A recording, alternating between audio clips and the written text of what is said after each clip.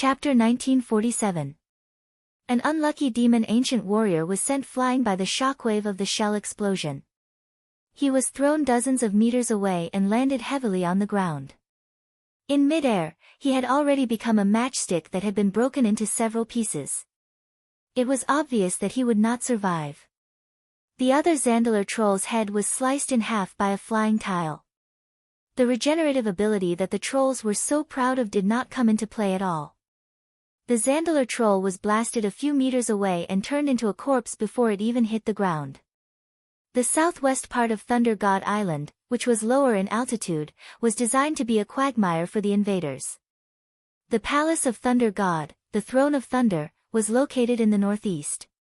The incompetent invaders, limited by the terrain, had no choice but to launch desperate and futile attacks from the quagmire to the tall city walls. It should have been like this. The unreasonable Alliance cannon array ignored this point and directly used a storm of steel and gunpowder to set off a one-sided massacre on the entire island. Hard granite bricks 2 meters wide, 1 meter high, and half a meter thick could not withstand this terrible cannon storm. Even the aftermath of the large-caliber cannon was enough to blow all the nearby warriors away. The temple, which had a very classical and rough style, was like the purple-black sky in the sky, groaning in the cannon fire. The thinner buildings were directly uprooted. The violent explosion caused the walls of the palace to easily loosen and collapse. The roof directly disintegrated into countless fragments, like a sand fortress violently smashed by a baseball bat, easily exploding and scattering. There was no creature that could survive a 460mm caliber main cannon. Not the trolls, not the demons, not even the deformed monsters created by Thunder God. These red and black deformed monsters that looked like meatballs wriggling on the ground took a shot from the 203mm cruiser's main cannon. The tentacles that extended from the meatballs seemed to swell up, and then they exploded like meatballs that had been pissed. Instantly, flesh and blood splattered everywhere. The smaller tentacles were directly blown to smithereens, and the thick broken limbs were blown into the sky. After the 460mm main cannon, it was the even more terrifying Gustav-class railway gun. Railway guns of more than 800mm were moved out from the depths of Naxxramas through the railway tracks, revealing their huge muzzles in the direction of the target. It was just a single shot, but it was like a huge hammer smashing a brick. The soil around the entire lightning throne was blasted to pieces. It was like a huge shovel specially used by gods had dug up a huge piece of soil at the edge of the Lightning God Island, exposing the main structure of the Divine Hall below to the sky.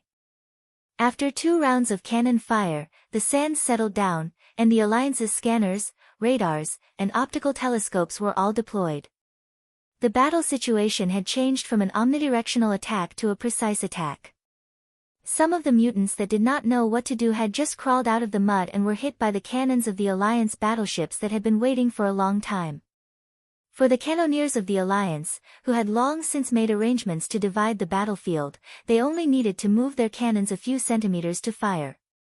A ball of fire struck the mutated monster head-on, and amidst a blood-curdling screech that caused the surrounding space to tremble, the lump of meat completely exploded, turning into blood and minced meat that filled the sky before finally falling down in a swirl.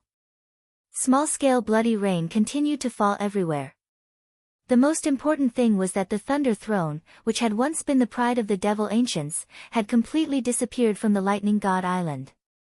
The terrible cannons covered and flattened the entire island, blowing up every building on the island and turning them into rubble and powder. This was not the end. A huge floating island was descending from the clouds. There were towering round towers of various sizes on the island. The towers were slender, and the decorations on the spherical towers were mainly white with a lot of gorgeous purple and bright red. This was the other mobile air fortress of the Alliance, and one of the core kingdoms of the Alliance, the Dalajan. The Dalajan's arrival was completely without warning. If Zhu Tulan were here, he would certainly be surprised why it was not Naxxramas, but a magic flying city that he had never seen before. In fact, it was Naxxramas that was 10 kilometers away. It was just the Dalajan that had come. This was not important. A phoenix as hot as the sun appeared. It let out a clear and melodious cry and proudly took the lead from the airport platform on the side of the Dalajan. Beside him were thousands of pure-blooded firehawks that looked like large fireballs, as well as thousands of fire elemental creatures. One by one, the inverted triangular fire elemental creatures descended from the sky and directly broke through the passage of the Thunder Throne. The phoenix flapped its wings and hovered over the lightning god island. Its crimson eyes were like a pair of small erupting volcanoes, constantly emitting flames. Its sharp eyes were filled with a kind of pride as the master of all living things, looking disdainfully at the world. It and its master, the demigod Kale, that's Eversong, calmly looked at the island, but it gave others the illusion that these two pairs of calm eyes were looking down at their new territory from above. The lightning god island was not big, about 3 kilometers long and 1.5 kilometers wide. Not a bad island. It's suitable to be the new base of the Alliance. His mount, the Phoenix AO, was several times larger than it had been in Draenor. Now, its huge body was almost half the size of a town, and the flowing flames under its wings easily brought out clouds of fire with a temperature of at least 3,000 degrees. This terrifying temperature alone was enough to melt gravel into glass. The turbulence set off by the phoenix when it flapped its wings was like the sweat of humans working casually. But after such a spark-like light fell on the lightning god island, the entire area was plunged into a sea of fire. The terrifying sea of flames burned and purified everything on the island. This place is too dirty. I'm going to purify it for my master. Kale, that's did not say this publicly, but he did it. For a full half an hour, Kai Zi ignored the provocative roars coming from the depths of the lightning throne and continued to burn the place with flames. When everything was over, Kai Zi raised his eyelids. What's the hurry? I'll deal with you now. The phoenix descended magnificently. The moment the phoenix landed, a huge portal surrounded by flames opened behind Kai Zi. 2 fire elemental leaders, nearly 10 stories tall, walked out from inside. The fire elemental fighter, Smodron, and the fire demon hunter, Sharnox, appeared with 2 molten fire hounds. It was not only them. From the Dalajan, an equally burly figure descended, riding an unbelievably large progenitor dragon. Alder's guardian of thunder, Torim. Following Torim were the 2 guardians of Alkavan, Coralon and Amaran. Of course, because these big guys were too huge, it was easy to ignore them. In fact, the Alliance Marshal Gavin Rad also came down with a few second-rate powerhouses. Chapter 1948. Kai Zi smiled. Is everyone here? Let's begin. The Alliance had many strong people and there were many cards that they could play. There was no need for Duque to lead the team personally every time. For the purpose of making use of resources, Duque would let the Guardians work as long as he found a suitable excuse. There was a special existence in the Thunder Throne of Thunder God Island, Guardian Laden. Since it involved a Guardian, it must be another depravity drama. Torim, who had been sold by Wisdom Loken once, hated betrayal and depravity the most. After some stupid dragon died, Torim did not need to defend Otter. Under Du's instigation, he began to participate more in fighting against evil. For example, this time, he came to be a thug again. It turned out that in history, the troublemaker Black Dragon Prince Lachio had gone to the Thunder Furnace on Thunder God Island and learned that the ancient devils had the powerful technology left behind by the Titans. He used the equipment to forge a sharp halberd and then collected the power of thunder from the Storm Dragon King's corpse. Lachio sent people to continue investigating the Thunder Throne and collect the stone slabs left behind by the Titans. Finally, he understood the mission and origin of the ancient devils. In this life. Sorry, I gave Lachio a cold song long ago. In fact, the ancient devils were once a pile of decorative stone statues in the experimental field of Pandaria. Under the effects of the curse of flesh and the spring water of Splendid Valley, they woke up and became flesh and blood, gaining life.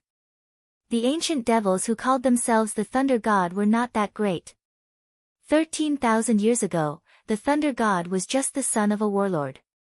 His goal was not only to conquer the weak races like his ancestors, but also to build a true empire. In order to achieve this goal, he traveled to the mysterious Peak of Thunder to search for the forgotten truth about the ancient devils and their power. He found something that opened his eyes, the Titan guardian Layden, who guarded the powerful Titan artifact, the Narok Fiend Engine. The Thunder God controlled both and then used this new power to proclaim himself the King of Thunder. He ruled Pandaria with tyranny until his death. Now, he was resurrected and wanted to cause trouble again. Even though the powerful Zandala trolls and ancient devils had set up layers of defense in the Thunder Throne, the ferocious beasts hidden in the underground caves of the palace, and the monsters left behind by ancient devils' dark magic lurked in the palace sewers. But, so what? The group of fire element demigods led by Kai Zi were enough to give them a hard time, not to mention Tarim and the other guardians to hold the fort. Most importantly, Duque had been using this method to emphasize the justice of the alliance among the guardians. Look, our alliance has killed another evil one and saved a fallen guardian. Under the imperceptible influence of day after day, the guardians had long regarded the alliance as a complete partner of justice, unknowingly tying themselves to the alliance. Someone who went against the alliance. Hee. Of course it was an evil force that had to be destroyed. This gorgeous lineup had easily defeated the Thunder God without the help of the Shadow Tracking Sect. They had even defeated the Berserk Guardian Layden. With the approval of Tarim and the other guardians, the alliance not only obtained the spoils of war from the boss, but also the Thunder God's heart. This heart originally belonged to Guardian Layden, and the alliance was able to understand a key secret about the Titans. On this side, the Lightning God Island still had an unknown lightning god and a fallen guardian. On the side of the giant beast island, it was a complete annihilation. Without the annoying fog, there was no need to defend the dangerous caves that were getting deeper and deeper. Who knew why the Zandala trolls had trained so many giant beasts? To add food to the alliance's soldiers? They had tested it out. The velociraptor meat on the giant beast island was not delicious. It was too tough. Unless it was the orcs with good teeth, no one would like that barbaric taste. In front of the Alliance's flying fleet, the army's cavalry, be it the Velociraptor Knights or any other knights, was a tragedy. The rarest thing was that there were no Pandaren living on the giant beast island. Without worrying about friendly fire, the Alliance's fleet madly poured out the old-fashioned cannonballs they had accumulated over the past 10 years. Cannonballs were like that. Once they expired, they would be dangerous, and detonation would cost money. If they could not get rid of them within their expiration date, it would be a waste. Just like the Celestial Empire, in order to prepare for emergencies, they followed the Russian standard and prepared 7.62mm bullets in units of hundreds of millions. The specific number was not something we commoners could know. We only knew that there were about 30 billion rounds. The Alliance's stockpile of cannonballs was also awesome. There were more than 200 million rounds. There was no way around it. Any main cannon had about 100 rounds of ammunition. A warship had a main cannon and a secondary cannon. The 460mm main cannon was matched with a 155mm cruiser-class secondary cannon. According to this ratio, no matter how stingy they were, they had to prepare more than 2,000 rounds of cannonballs of all sizes. The Alliance now had nearly 10,000 large and small warships in the air and on the sea. 200 million rounds of ammunition was definitely not a small number. This was only because Duque had considered that cannonballs would be consumed quickly and that they would be innovated quickly. Even so, the cannonballs that were about to expire were always a headache for the Alliance military. Now the problem was solved. While Naxxramaza's Air Force attacked Thunder God Island, the Alliance's fleet also attacked Giant Beast Island, as well as the Zandala fleet in the northeast corner of Pandaria, east of Kunlai Mountain. The fleet commanded by Zul was nothing but huge. The wooden ships were no different from target ships in front of the Alliance's warships. No, it should be said that when the Alliance's gunners trained, they used obsolete wooden warships as target ships. The only difference was that there would be no people on the target ships, while the Zandala fleet had a large number of troll sailors. There's no suspense in killing them. It's like fighting primitive people. In the magnified image of the magic mirror, Admiral Taylor sighed as he watched the troll being blown away. 30 years ago, we were also primitive people like this, Bulang Bronzebeard said directly in the magic communication. Yes, thanks to our leader, we evolved from primitive times to modern times. Taylor, a man in his 40s and 50s, felt the changes in the human world the most. In just 30 years, they had crossed the age of steam from the feudal era and entered the quasi-modern era. That was exactly the time it took for Taylor to go from a teenager to a middle-aged uncle. He was filled with emotion. Just as the Alliance's army quickly finished bulldozing the 3 places, Duque suddenly heard a voice. Hello. Is this Mr. Duke Marcus? I have something to talk to you about. His fluent Chinese seemed to echo in her ears. Miraculously, Duque was in the secret room of Naxxramas. Duque's heart moved. He knew who was calling him. Chapter 1949. At Duque's level, there were not many that could threaten Duque. There were many capable people in the world of Azeroth, and there were many that were worth looking up to or being wary of. When it came to Pandaria, there were only 2 existences that could make Duque take them seriously. One was Yashaji, and the other was this one. Duque stood up, patted his clothes, and gestured, "Be serious." The Black Dragon Girl and Vashj, who had been a bit lazy a moment ago, immediately became serious, and tidied up Duque's clothes in an orderly manner. Duque easily crossed the teleportation gate, and in the next second, he appeared on Mount Kunlai's clear sun peak. It was not as cold as Northrend, but standing on this snow-covered peak of Pandaria, he could still feel a chill. The cold was meaningless to Duque, who had a demigod body. Moreover, as the Elemental Lord, Duque could control any of the 4 elements in the world of Azeroth at will. The ice elements here had only sensed Duque's presence, and they had already cheerfully lingered around Duque, forming a small ice tornado. But this ice tornado was very slow, and the dust and snowflakes carried by the wind could be easily seen with the naked eye. Duque did not care about the situation of the elements. From the start, all his attention was attracted by the old panda man, who was leaning on a walking stick, had a kind face, and had extremely long white eyebrows and beard. He clearly looked like an old panda man, but even though he was a little hunchbacked, the natural aura he exuded made it seem as if he was one with heaven and earth. Duke could not help but raise his eyebrows. Normally, every animal that was independent of the natural environment of a planet would have an aura that was completely different from plants. This person's aura was not like that of an animal at all. No, it was not even like that of a living creature. Yet, it gave Duque a natural and harmonious feeling. Oh, ha ha ha. Mr.'s ability to control the elements is indeed amazing. That's great, please forgive this old man's impetuousness. If you're in the mood, why don't you sit down and have a cup of tea, then listen to this old man's story. The old Pandaren grinned. Then, as if he was performing a magic trick, he conjured 2 mats, a short tea table, and a tea set. Honored guest, please take a seat. Of course, he didn't want to sit cross-legged or spread his legs and directly sit down. If Duque did this, the other party would not blame him, but would treat him as a foreigner.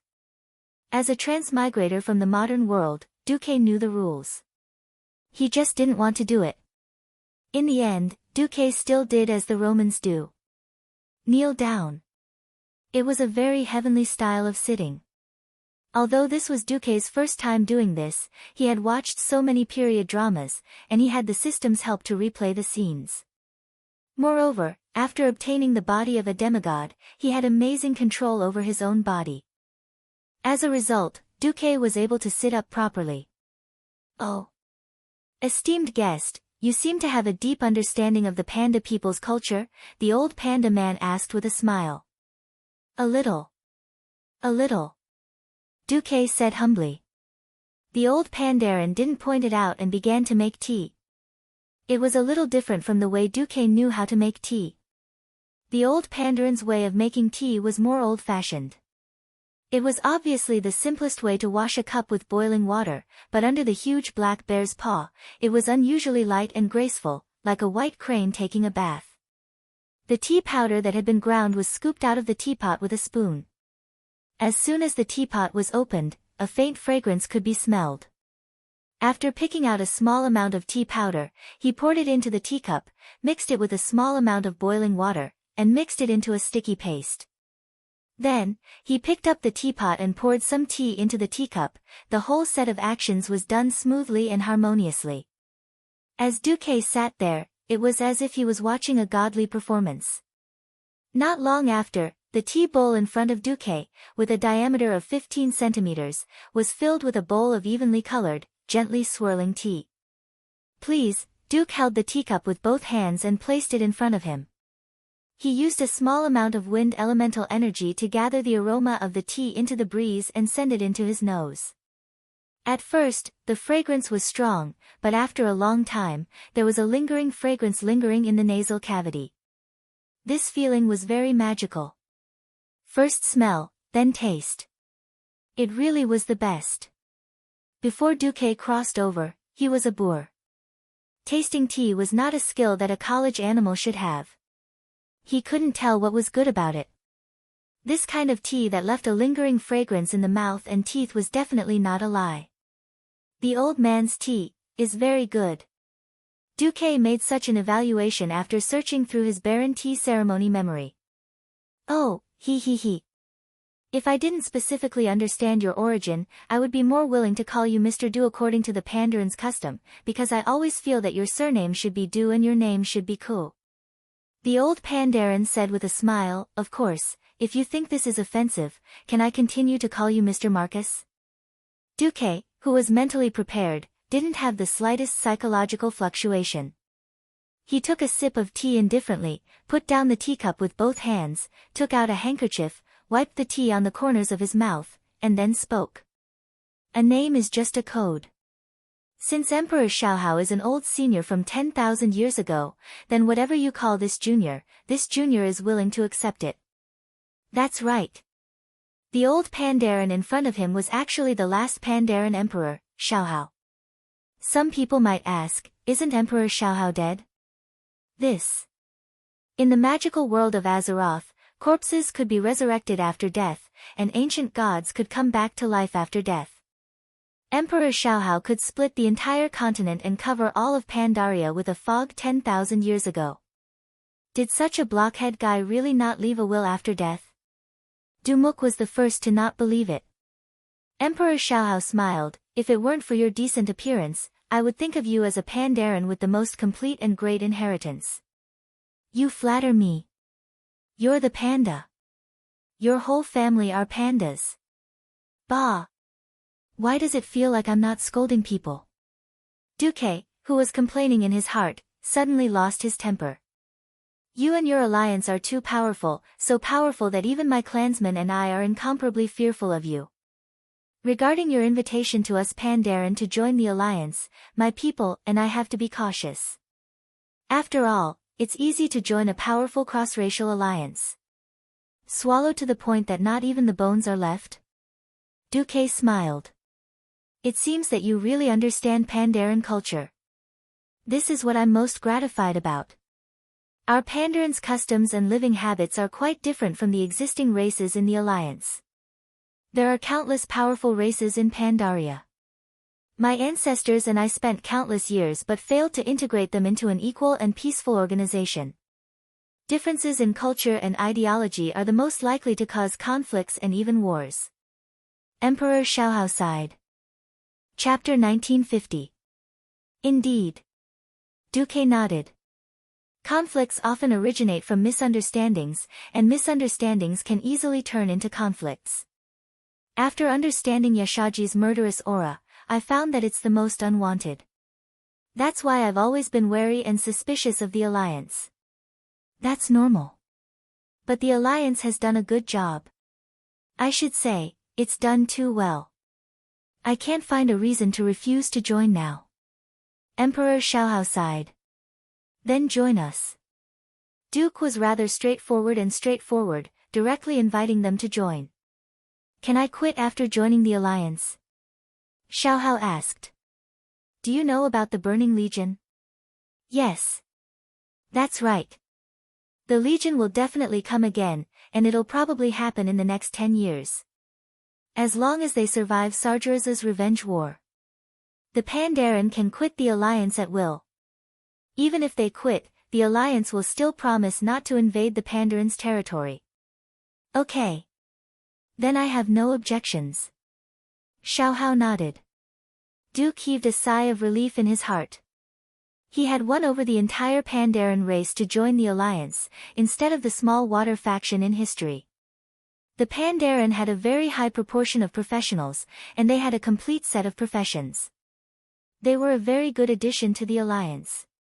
Being able to trick the Pandaren that dominated most of Pandaria into joining the alliance was the greatest help to the alliance. In order to settle this matter, Duque had indirectly guided the public opinion. He first let Brainless Roar seek death, and exposed the cruelty of the tribe led by Brainless Roar to the son of Pandaria. Then, he guided Chen Storm Liquor, who had the protagonist's halo, and cooperated with Zhu Tulan to quickly spread the news to the ears of every Pandaren in Pandaria. The Pandaren were a gentle race, but that didn't mean they didn't have a temper. With the powerful but polite alliance as a reference, the massacre and enslavement of the tribe easily made all the Pandaren angry and condemned the tribe. In fact, this laid a strong foundation for the Pandaren to join the alliance.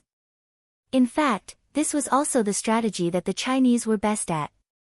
Just like the peasant uprisings in the history of ancient China, the initiator first had to make the masses stand with him and make the masses hate their enemies.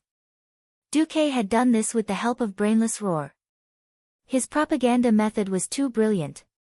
The alliance did not directly participate in the manipulation of public opinion. They only let old Chen, a Pandaren who had wandered out to the outside world and killed his way back to find his roots, spread the ferocity of the tribe. From the airship crashing into the Lost Island, almost causing Shenzhen to kneel, to the trivial matter of the Jadeite forest. Even if Xiaohao had a feeling that Duque was behind this, he had no evidence. Moreover, the alliance was indeed kind. Without the invitations of so many Pandaren leaders, they wouldn't even take half a step into Pandaria. The Pandaren had no choice but to accept this favor. If it wasn't for the Pandaren being completely blinded and unable to deal with Sha, the Horde, the Zandala trolls, the Demon-kin ancients, and the Mantis people, the alliance would not have entered the battlefield. Since he had decided to bring the Pandaren into the pit, Xiaohao would not pursue this matter anymore. Yes, Duke, you're interested in hearing it. The nagging of a 10,000-year-old panda. Sure. I don't have to do anything to deal with those dregs anyway. Duque nodded calmly. That was 10,000 years ago, or even longer than that. At that time, the Well of Eternity was still the Well of Eternity, and Kalimdor was still the land of eternal starlight. However, the Pandaren dynasty on Pandaria had lasted for countless years and generations. The Panda Empire was established after overthrowing the Demunkins' enslavement. The burden on the Panda Emperor was quite heavy in order to stand alone among the many powerful and warlike races of Pandaria. The Pandaren had no doubt that the current crown prince, Xiaohao, was definitely a future leader worthy of great responsibility. The crown prince had once cultivated in the Heaven Zen Temple and was a martial monk with great skills. He loved the people as if they were his own children and allied with the outside world. His brilliant diplomatic skills ensured that the Pandaren lived in harmony with the Jinyu people, the monkey race, the Gumo, and the Yengu races. Other than the Mantis people and the Demon Kin, he even became close friends with the monkey race's leader, the Monkey King. After the crown prince ascended the throne, history called him Emperor Xiaohao. According to the ancient tradition of the Panda Empire, the new emperor had to go to the Jadeite forest to visit the elders of the Jinyu people. The elders of the Jinyu people had the mysterious ability to predict the future through flowing water, but the prophecy that Xiaohao heard was unexpectedly cruel and terrifying. The Night Elves would provoke the Burning Legion, and the latter's iron hooves would completely destroy everything in Kalimdor, including Pandaria. Emperor Xiaohao, who had just ascended the throne, understood from that moment on that there was no more comfortable throne for him. His life would be full of ups and downs, and all the glory and wealth that belonged to an emperor would have no chance with him. He had to set off immediately and begin a journey of salvation that concerned the future of Pandaria.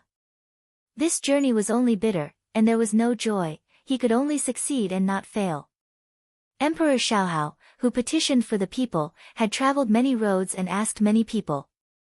In the long and tiring journey, he finally thought of borrowing the wisdom of the mighty heavenly Lord. For this reason, he personally climbed the highest peak of the cold Azeroth to seek the advice of the Jade Serpent. The Jade Serpent did not disappoint him. Here, Xiaohao finally found a way that seemed to be able to save everything. He had to release the burden on his body, purify his body and mind, and harmonize himself with the land of Pandaria. The Jade Serpent's mysterious answer made Emperor Xiaohao fall into deep confusion. What was the burden to let go of? How could he purify his body and mind? How could he become one with nature? Unexplainable questions made him lose the mood to ask about politics. He thought hard all day, but still could not understand the mystery in the Jade Serpent's words. Maybe it was because he was not capable enough. Then, was an emperor who did not have the ability to save his people worthy of sitting on the throne? The sense of failure and powerlessness made him extremely depressed. The burden of all kinds of negative emotions was so heavy that he almost could not breathe. He felt that he could not hold on any longer. Seeing that his good friend was in great doubt and frowning, the Monkey King tried his best to help Emperor Xiaohao.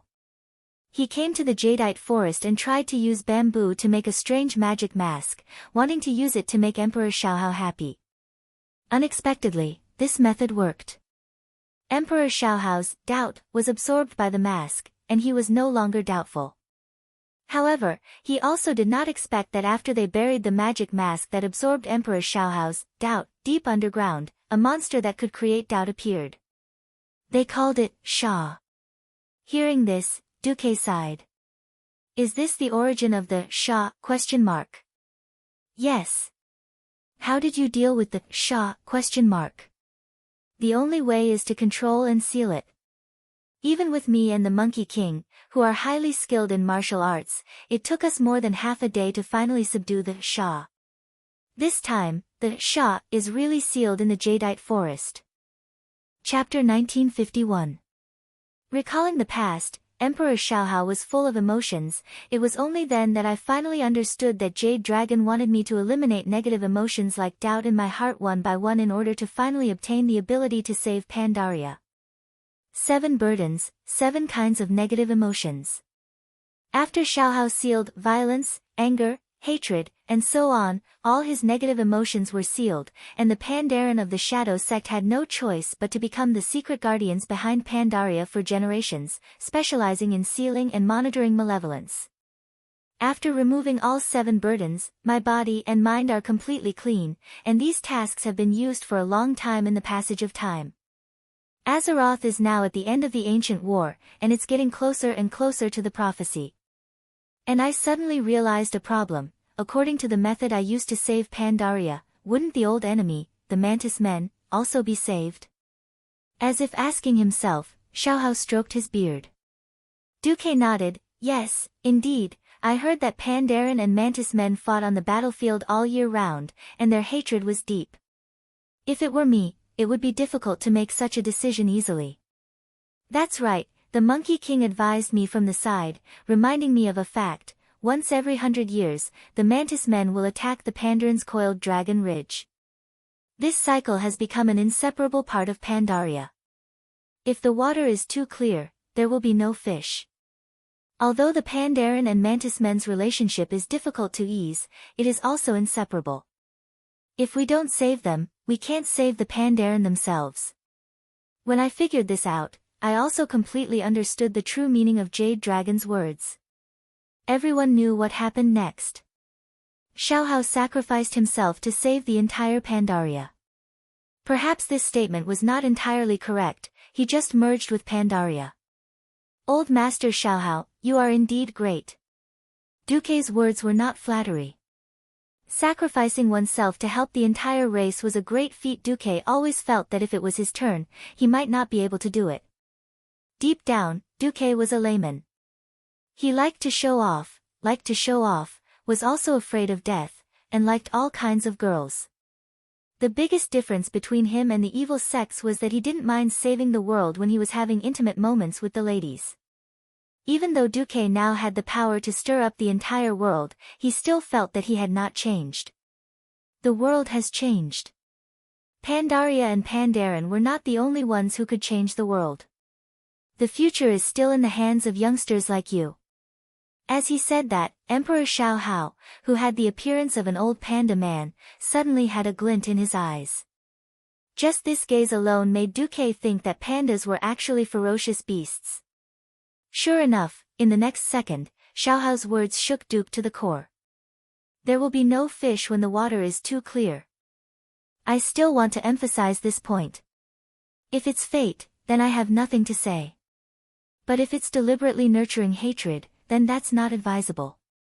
That tribe led by Gurus, you were the one who let them into Pandaria, right? The old pandaman's vision was indeed unique. As expected of a demigod powerhouse who had existed in this world for more than 10,000 years. Duque was speechless, but after thinking about it, it made sense. On Thunder God Island, the Alliance fleet had certainly shown its muscles. But that also proved that if the Alliance fleet had really gone all out, the tribe's wooden airships would not have had a chance to reach Pandaria. For a moment, Duque wanted to use an excuse to get over it.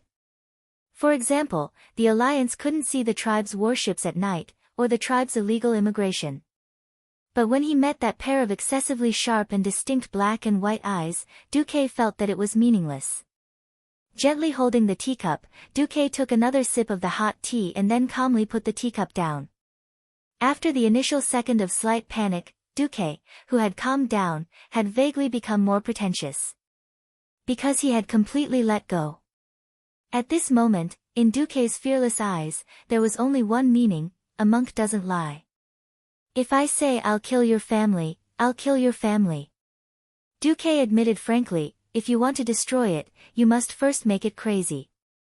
Anyway, it was fate that the tribe came to Pandaria. I just gave them a push. Oh. The old panda demigod's gaze became sharper. Do you know that there were tens of thousands of parallel timelines that were almost identical to this world outside this timeline? I know a thing or two, Xiao Hao replied. There are none now. Duque picked up the teacup again and took another sip. I destroyed a small part of it, but most of it was devoured by the world's main timeline. We are making our own choices, and the world is also making its own. Emperor Xiao Hao's expression froze, and he was so stunned that he couldn't speak. There is only one timeline left leading to the future. I'm just making the choice I think is appropriate. What about the panda people? Emperor Xiao Hao's eyes became a little dim. As if possessed, he began to mutter to himself, then, was everything I did wrong? Where is the future of the panda people? Duque put down the teacup. This time, he didn't pick it up again. He stood up and looked down at Emperor Xiao Hao, who was still kneeling. I admire the ideals of the panda people, and I respect your folklore. As long as I can do it, the Alliance will give the panda people as much freedom as possible. But this isn't a reason to stop the entire Azeroth from moving forward. When the freedom of an individual and a race is in conflict with the future of the world will make its own choice. At this point, Xiao Hao's soul heart thumped violently. War? Tens of thousands of years of history tell us. The essence of war has never changed, and that is to fight for survival. I don't want to be a hypocritical politician, shouting freedom is more important than life, before the war begins. Then, when the war can no longer be endured, raising their arms and shouting life is the most precious. I just want to tell you one thing, Emperor Xiao Hao. Go ahead. Xiao Hao replied. Times have changed. What peace, what struggle and interrogation of human nature. In the face of the survival of the race, they are nothing but illusory superstructures. What the Alliance and I need is a firm ally who can win the apocalypse against the Burning Legion. Not a pig-like teammate who will drag us down. If the panda people can't do it, then... I'm sorry. Duque opened the portal. He had already made his stand clear. If the panda people still didn't know what was good for them, then Duque couldn't do anything about it. Perhaps he wouldn't attack the panda people's territory, but from this moment on, he would act according to the needs and wishes of the alliance. Just as Duque was about to step into the portal, Emperor Xiaohao smiled bitterly. The panda people are willing to join the alliance wholeheartedly. Chapter 1952. While Duque was chatting with Emperor Xiaohao over tea, the tribe did not stop their march. It was different from the original history. It turned out that the Alliance tribe first drifted to Pandaria during a naval war, and then Admiral Taylor of the Alliance. In addition, William's only son, Andoin, also came, which attracted the attention of the higher-ups of both sides. They gradually increased the exploration of Pandaria and invested more troops. After the frontline troops began to send back reports, big shots such as Wujin and Tyrant entered the battlefield. It was completely different in this life. Duque, who was well aware of the situation in Pandaria, planned everything before taking action. The great chief of the tribe, Gurus, was tempted by the evil voice in his heart. He directly abandoned his perplexity, ignored all the details, and led the army straight to the splendid valley. Along the way, he did not even separate from the main force, and directly killed his way to the destination, leaving only the minimum number of sentries to monitor the movements of the alliance. In fact, even these so-called sentries were mixed with water droplets. In the name of monitoring the alliance, Gurus left all the sick and injured soldiers behind. He did not even leave any supplies, and only gave them the right to burn, kill, and loot at will. Hence, there were even the elites of small clans in the tribe who took the initiative to leave the main force in order to encircle the most fertile land as their clan's future territory. This caused a large number of people to fall behind, but their morale did not drop. The orcs' thinking was that simple. When they went to a new place, there would be prey and enemies. Well, once the enemies were killed, the prey would all belong to the orcs. No matter what, they had to get rid of the eyesore first. At the moment of war with the Alliance, the orcs under Brainless Roar were even more unscrupulous. It was precisely because he knew this that Duque was not worried at all that Emperor Xiaohao would side with the tribe. After all, the tribe in this life was even more unscrupulous. Besides, Xiaohao, who had tied his soul to Pandaria, could clearly understand things that he could not have known when he was a mortal. For example, he could vaguely see the fate. Duque was not wrong. The tribe would indeed cause trouble in Pandaria, and it would be with Yashaji. The only difference from this predetermined fate was that the alliance was cleaner and more noble. The brutality of the tribe pushed the Pandaren further towards the alliance. If Emperor Xiaohao didn't even know how to choose, then he wouldn't deserve to be called the greatest emperor of all time. In fact, the moment Xiaohao agreed, Duque knew that the alliance had achieved a complete victory in the mystery of Pandaria. All that was left was to follow the flow of fate. Just as he stepped through the portal, Duque turned around and smiled. Things like abscesses will only rot the body if left unattended. Sometimes, he had to be ruthless and let out the pus and blood before cutting off the rotten tissue. We can still hope for a full recovery. Emperor Xiaohao was stunned, and then he stroked his beard and smiled bitterly. Of course, he knew what Duque was referring to. On the other side, the horde was marching in. Without the hindrance of the alliance, Xiaohao told the leaders of the Pandaren organizations in their dreams to evacuate the civilians in advance. The advance of the horde became unusually smooth. Under the guidance of Yashaji's mind, Garush headed west from the north of the Emerald Gorge almost without any obstacles. As long as he entered Kunlai Mountain and passed through the Gate of God, he would be able to reach the splendid gorge. Originally, Garush wanted to go in a straight line and let his subordinates cross the lake and head west. Unfortunately, this was the territory of the ink-fin goldfish people. Although Vashti had told the goldfish people to hide and pretend that there was no danger here, no one knew who the F***ck told them, or who the F***ck mentioned that Dooku had drowned 1,000,000 orcs in a battle 30 years ago.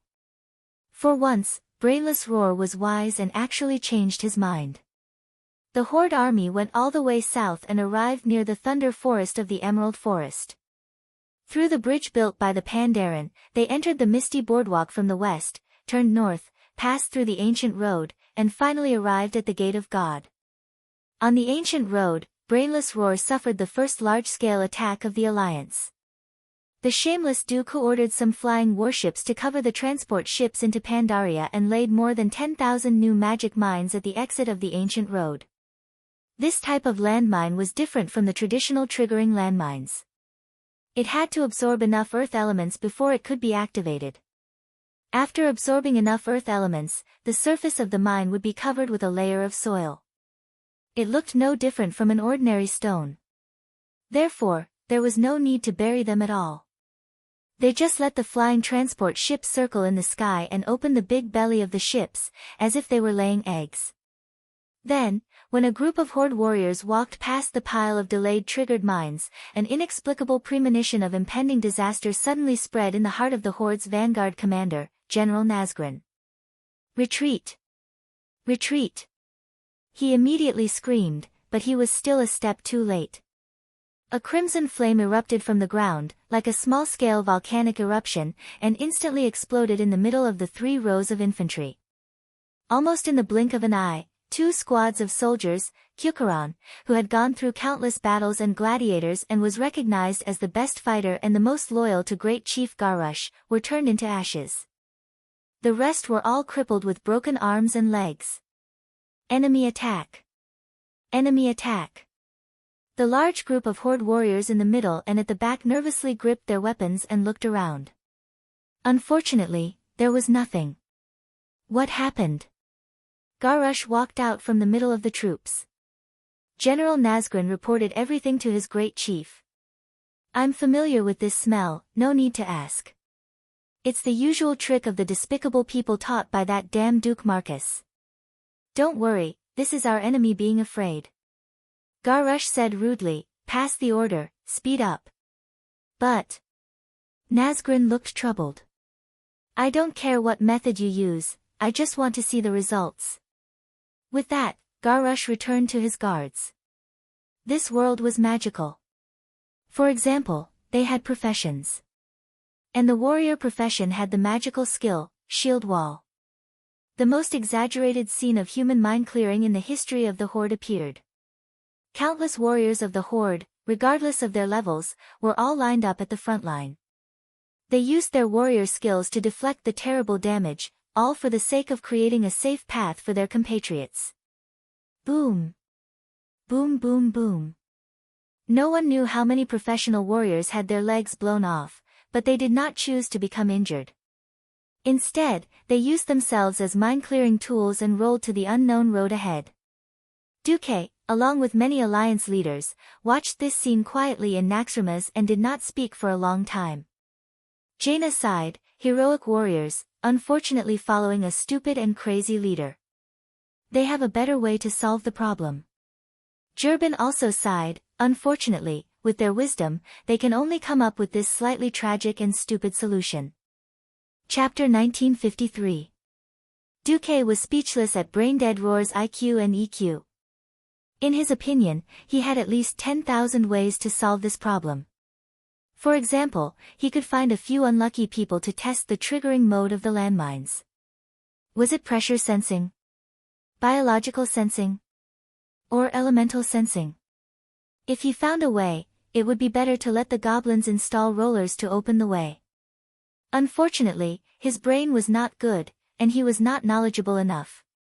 Duque snapped his fingers. Second stage. Soon, the advancing Horde army discovered that another nightmare had arrived. Countless small robots with 2 ridiculous mechanical legs and big red flashing lights on their heads charged at the Horde with ridiculous steps. If there was a veteran general like Varrock Salufar in the Horde army, he would definitely not be unfamiliar with these things. Because it was the nightmare that he had brought to the Horde in the 2nd year of the Dark Portal. Mobile alarm system. Nearly 30 years ago, the magical craftsmanship of the gnomes had created a special robot called Demon Spirit, by the players of the Celestial Empire. What the Horde was facing now was the upgraded version of the Demon Spirit, of the Journey to the West. What did that mean? The Demon Spirit that would send you to the Western Paradise. Although the Horde warriors were extremely vigilant, they could not avoid the demon spirits that were charging at them from all directions when the front was clearing the mines and the middle and rear parts of the army were completely blocked. As a self-destructing unit, this new type of robot used 2 layers of armor. There was a thick layer of baffle at the front, and the outermost layer in the other directions was a thin iron sheet that was easy to break. Between the 2 layers of armor, there was a large amount of small metal lumps and scraps left over from metallurgy and manufacturing. When a demon spirit rushed into the midst of the Horde soldiers, the Alliance thief in charge of controlling it from afar would press a designated button while invisible. Through elemental control, the demon spirit would send all the Horde soldiers within a 10-meter radius to the Western Paradise. Bang! Bang! Bang! Flesh and blood flew everywhere. Broken limbs spun in the air. The continuous explosions brought great panic to the Horde. Unfortunately, the Orcs' strength lay in close combat. When the Dark Spear trolls left the Horde lost their best hunters and archers. It was not that the Orcs did not have hunters, but they were not as good as the trolls. Very quickly, not only the front of the group, but also the back of the ancient road, tens of thousands of Yao spirits that were flickering with dazzling red light caught up. They were like the messengers of death, and also like the whips of God that drove the Orcs away. They stimulated the nerves of the tribal warriors even more. I give the order. Everyone, split into echelons and charge forward. Brainless Roar finally couldn't help but issue a rather rash order. Batches after batches of tribal soldiers began to form a single line, charging forward every 20 meters. Rumble, rumble, rumble. The continuous explosions created a cruel and bloody path of death. On Naxxrama's, Hoof was a little puzzled. Why don't we just send the flying fleet in? This is bloodletting. Queen Sylvie's eyes flashed. If we go all out, we can just shoot down all the airships in the sea around Duroder. There's no need to go through so much trouble. Muradin continued, but we also don't want too many powerful tribal warriors to obtain the power of Yashaji. After all, no one knew to what extent the so-called evil chi could strengthen ordinary soldiers. If every tribal warrior became a humanoid tank, then the Alliance would have a headache. So we reduced the number of tribal soldiers in advance? Hoof seemed to understand. Yes, not bad. Imriel, you've improved. Duque praised her. Sigh. I feel like you guys are a little like Eridar. Duque firmly denied this. He activated the holy light in his body on the spot. Immediately, Duque's body shone with a golden light, even brighter than the god of light. Tyrande was annoyed. Come on, who doesn't know that you can use your shadow form to sneak into the Burning Legion? Duque was speechless. Speaking of which, that was a very long story. He still remembered that he pretended to be the bad guy and kissed Tyrande, and seemed to have forced her to do all kinds of shameful things. Then, there was the 10,000 years of shelving play. Ahem, I've gone too far. Duque would not force an awkward conversation or anything like that. Bloodletting and whatnot, it was fine as long as it was appropriate. The Alliance used all kinds of strange methods to harass the tribe and make the tribe bleed continuously. After all, Duque did not know if the tribal warriors in this life, after being strengthened by the murderous aura, would be able to use their faces to take a bullet and not die. The tribe was prepared to attack the door of the heavenly gods with a domineering attitude, only to find that the door was already open. Yashaji's murderous aura directly ignored the will of the 4 gods from the inside, and burst open the door. The overjoyed Brainless Roar, under the guidance of Yashaji's remnant will, sent troops and goblin diggers to destroy a mountain and a lake in the splendid valley. In the depths of the excavated cave, they found the heart of the ancient god Yashaji, who was imprisoned by the Titan Guardians. Then, the area was taken over by the Kyukuran army. At the same time, little Andoin, under the escort of the Alliance's elite team, visited the temples of the 4 celestial lords in Pandaria, and learned from them about strength, tenacity, wisdom, and the meaning of hope. He also passed the trials of the celestial lords and received their blessings. In the end, Little Anduin used the blessings of the 4 celestial lords to create a legendary cloak for his father. On the other hand, the clueless Zhu Tulan finally caught up to brainless Roar. He brought a large number of Pandaren guards to guard the original palace of the ancient fiendish mountain. However, Zhu Tulan was destined to be unable to stop Garush Hellroar's ambition. Because the 7th evil had appeared. The 7th evil was called the Proud Evil, and it was the last sin that the Pandaren Emperor Xiaohao could not escape from. Under its influence, the emperor used a fog to cover the land. For 10,000 years, the Proud Evil had been waiting for an opportunity. When Garush awakened the heart of Yashaji, the power of pride in his heart allowed the dark energy to merge perfectly with his body. The tribe's war drums had already been beaten, and the deafening battle cries filled the beautiful valley. The huge box that carried the heart of the ancient god, the heart of Yashaji, was transported to the lake in front of the palace of the ancient fiendish mountain under the escort of the Kyukaran guards. Garush, whose strength had been greatly increased, felt that he was in a better state than ever. That boundless power, that surging sense of excitement that seemed to be able to blow up a mountain with a single punch, stimulated his nerves all the time. The voice in his heart became louder and louder. There was only one last step left. Garush raised his brown-red head, and ordered, "I can feel the hunger of this heart. Throw it into the lake." Chapter 1954. The lake in front of the ancient Fiend Mountain Palace was not ordinary water. The ancient inhabitants of Pandaria realized the importance of the energy pool. It had the power to give life, so they built an underground water system to protect the water source and nourish the living beings in the splendid valley. If Yashaji's heart was thrown in, although Yashaji would not be able to resurrect with such a small amount of vitality, it would still be a very important step on the road of resurrection. Stop those evil orcs. Among the Pandaren professionals, monks were the most common. Originally, in a large-scale battle, there was no place for the Pandaren to move around in a situation where the minions were facing each other. However, the uneven terrain of the splendid valley, coupled with the fact that the tribe did not pay much attention to the perfection of formations, resulted in a chaotic battle. More tribal warriors rushed over, but the green figures did not drown the black and white figures. In the chaotic battle, the stronger Pandaren still had the upper hand even when facing the heavily armed orc warriors who had begun to be infected by the murderous aura. When the Pandaren were still under the rule of the ancient fiends, it was the monks who brought some hope to Pandaria's bleak future. Due to being deprived of the right to use weapons by the rulers at that time, the Pandaren focused on practicing using chi to fight with bare hands. When the time was ripe for an uprising, the well-trained Pandaren had enough ability to shatter the shackles of enslavement.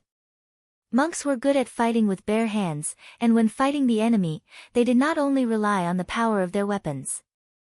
Although they were famous for their powerful punches and kicks, the fierce attacks of the monks were never restricted by their moves. Many monks were more inclined to use seemingly stumbling movements and drunken gazes to turn the enemy's attacks invisible, while their comrades attacked when the enemy was confused. Other monks were good at summoning the divine power of the mist to regulate the energy in their comrades' bodies, promoting blood circulation, removing blood stasis, and treating injuries. It was the Pandaren professionals led by the monks who fought on the front line. The Pandaran's front line barely withstood the ferocious attacks of the orcs who had been infected by the murderous aura. However, when Gurus led the Kyukaran guards to the front line, the situation suddenly became extremely bad for the Pandaren. In the eyes of many Chinese players, including Duque, the Kyukaran guards were similar to the German SS back then. They were responsible for protecting the leader's life and were also the elite field army on the tribe's side. They were a powerful force loyal to the great chieftain, no matter who ascended to the position of great chieftain. They were the warriors who defended the glory, the vanguard who eradicated the enemy. They were always the first to charge into the enemy lines and the last to leave. They were the elites of the elites, the elites of the elites that no other troop in the horde could hope to match. In the original history, from the establishment of Agrima, whether it was destroying Illidan's forces in Moon's Shadow Valley, going to Northrend to end the threat of the Lich King, or eliminating Varimathas and his rebels under the Undercity, Kyukaran had made great contributions to the Horde in every battle he participated in. As the Kukkuran guards who were absolutely loyal to the chief, they were the sharpest blades of the tribe. Almost in an instant, at least 300 Pandaren monks who were fighting on the front line were cut down to the ground. Correspondingly, nearly 200 members of the Kukkuran guards would rest eternally in Splendid Valley. But right after that, even more guards rushed over with deafening roars, taking the place of their comrades. The Pandaren, who had lived in peace for too long and had never seen such a ferocious enemy, were thrown into disarray. They had more skilled and sharper combat skills, but they were forced into a panic by the opponent's method of exchanging injuries and lives for lives. The powerful inner strength of the monks could ignore the thick armor of the Kukkuran guards and directly hit their internal organs. Often, when the Pandaren killed the Kukkuran guards, they would also be dragged into the Yellow Springs by the opponent's dying blow. When Zhu Tulan's most elite group of monks suffered heavy losses, the Pandaren began to crumble. At this moment, a huge pontoon bridge made of goblins suddenly slammed down from the shore and directly connected to the ancient Devil Mountain's palace. Great Chieftain Gurus carried the famous blood howl and strode onto the pontoon bridge. Suddenly, a gust of wind rolled up from the other end of the pontoon bridge. The wind quickly gathered into a ball, revealing the figure of the Shadow Sect's leader, Zhu Tulan. "Enough!" Zhu Tulan shouted. He stretched his left hand forward and made a sword gesture, while his right hand kept his unique two-handed hammer behind his back. Half of the Pandaran's face was covered by a bamboo hat, but there was a pair of black and white eyes full of anger. "You have gradually drifted further and further down the path of evil," Hell screamed.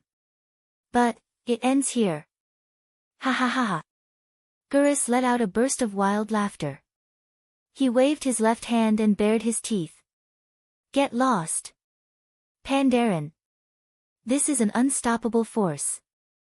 Zhu Tulan snorted coldly. "Your father had also dabbled in the so-called unstoppable force. What happened? No, what decision did he make in the end?" When Zhu Tulan said this, Duque, who was watching the screen, suddenly felt that the sky was falling. It was all his fault for stirring up trouble. If this was the original history, of course, Lord Howl would have fought Manaroth to the death. It could be said that he had been enlightened after seeking benevolence. The problem was that in this life, Lord Howl had become a great hero of the tribe. He had participated in many battles against evil and had even fought Si Thun before retreating. In the end, when he died, he still followed Duque. In the eyes of the Alliance, this was glory. Of course, in the eyes of Brainless Howl, this was a disgrace. His father had given up the powerful power of the devil's blood. It was a good thing to wash his name clean, but the bad thing was that he kept his promise and went to serve a human demigod after his death. Well, in a sense, Zhu Tulan's mockery was very successful. Roar, roar, roar, Brainless Howl was completely enraged. With a momentum that could kill 18 generations of Zhu Tulan's ancestors, he charged on the pontoon bridge and swept toward Zhu Tulan like a gust of wind. The elephant trunk axe, Blood Howl, emitted a terrifying blood aura as it drew a mournful arc in the air. Every time Gurus swung his arm, he was filled with anger as if he wanted to split the abominable Pandaren in front of him in half. If it had been an ordinary expert who had stepped into the realm of heroes, he would probably have been defeated within 3 moves. Zhu Tulan nimbly dodged the violent axe.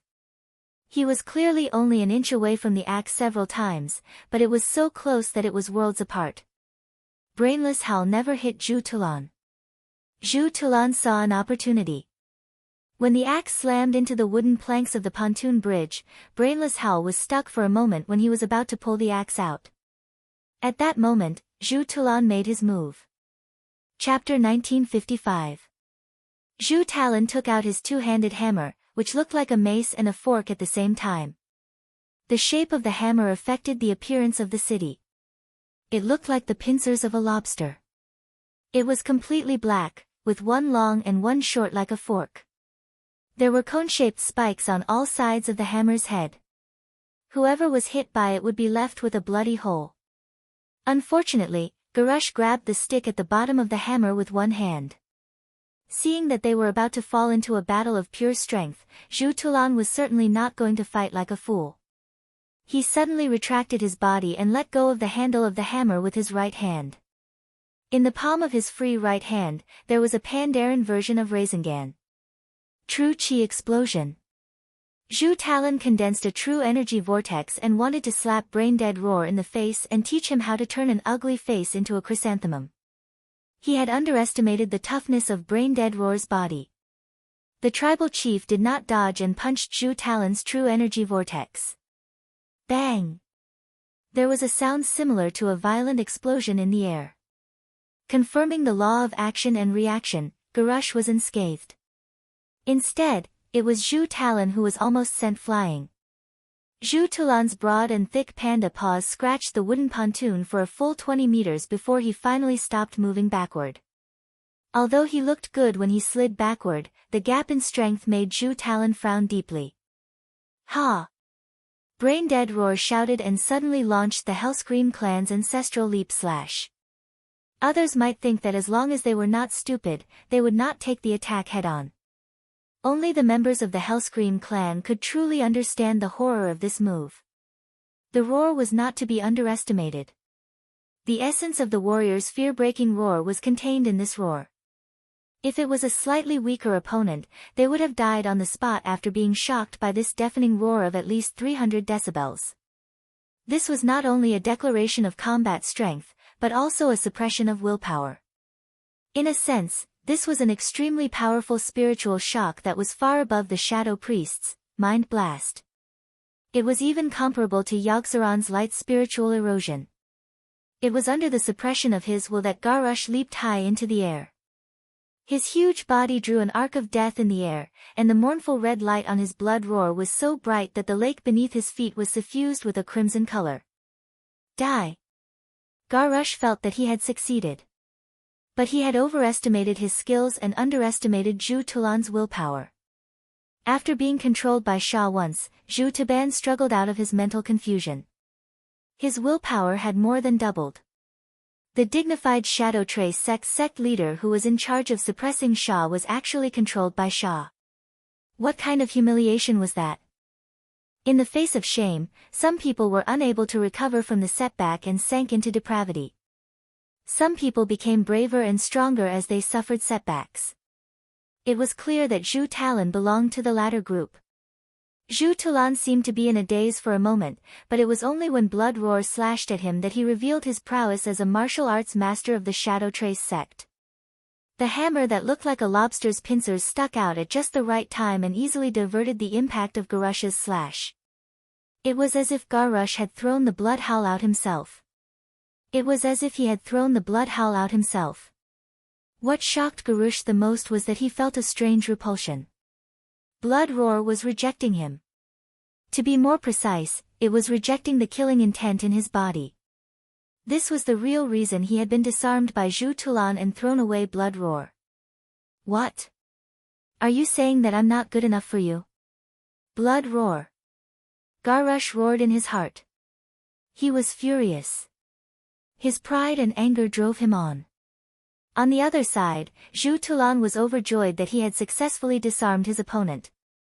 But as soon as he turned around, he saw a fist the size of a water tank rapidly enlarging in his field of vision. Ha! It was a right hook without any fancy tricks. The only thing special about it was that it was fast. Ruthless. At that moment, Zhu Talon felt as if he had been hit by the ram of a human warship. Pfft! Zhu Talon was sent flying by the punch and smashed through the guardrail of the pontoon behind him. Just as he was about to fall into the pool, his black eyes suddenly turned, and clarity returned to them. With a magnificent movement of the white crane's wings, coupled with his lightness skill, he tapped the surface of the pool with his sharp panda claws, causing ripples to appear on the calm surface. The next moment, he flew into the air and used the rising dragon fist to perform a physical reconstructive surgery on Garush's trapezoidal chin. Brainless roar was sent flying and crashed onto the pontoon in a sorry state. Zhu Talon stood on one of the guardrails of the pontoon and shouted, "I've dealt with both the minotaurs and the trolls. No wonder they left their tribes and left you. You really don't deserve to be their great chief." As he spoke, Zhu Talon leaped 30 meters into the air. Then, with the momentum of a falling comet, he gave the fallen Garrush a heaven-crippling kick. If the kick landed, Brainless Roar's head would definitely explode like a rotten watermelon, splattering ketchup all over the ground. At that moment, Duque, who was munching on melon seeds and naxrimas, was speechless. "If you want to kill me, just do it. What's the point of talking so much?" Sure enough, just like in history, a hilarious scene unfolded. Once again, Zhu Tulan had underestimated Garrush's ability to resist attacks after being strengthened by the murderous aura. Garrush dodged the kick with a crouch and a forward roll. Zhu Tulan used so much force that he broke the plank of the pontoon and got his foot stuck. Taking advantage of this once-in-a-lifetime opportunity, Garrus leaped to the side of his bloodhowl. With one hand holding the bloodhowl, he tossed out the broken chain of the pontoon bridge with the other. From behind, he used the chain to strangle Zhu Tulan's neck like a cowboy would do with a rope loop. "They don't deserve to join my orthodox tribe." With a sudden tug, Zhu Tulan, who had nowhere to run, was pulled over like a kite. Pfft! Garrush missed again. He finally confirmed that Bloodhowl was indeed resisting him. He should have split the abominable Pandaren in half, but the direction of Bloodhowl's axe changed automatically. The blunt side of the axe hit Zhu Tulan's abdomen. Only a small part of the axe blade cut through his belly. The Pandaran's belly saved him. The wound was deep and bleeding, but it was a flesh wound, not a fatal one. Blarg! Zhu Tulan vomited blood on the spot. On the other side, Duque, who was watching the battle, could not bear to watch. Zhu Tulan was actually quite good at fighting, but he had terrible luck. Almost every time he appeared, he would vomit blood. As a result, people called him Grandmaster Vomiting Blood. Even so, he managed to escape the fate of being killed. Chapter 1956.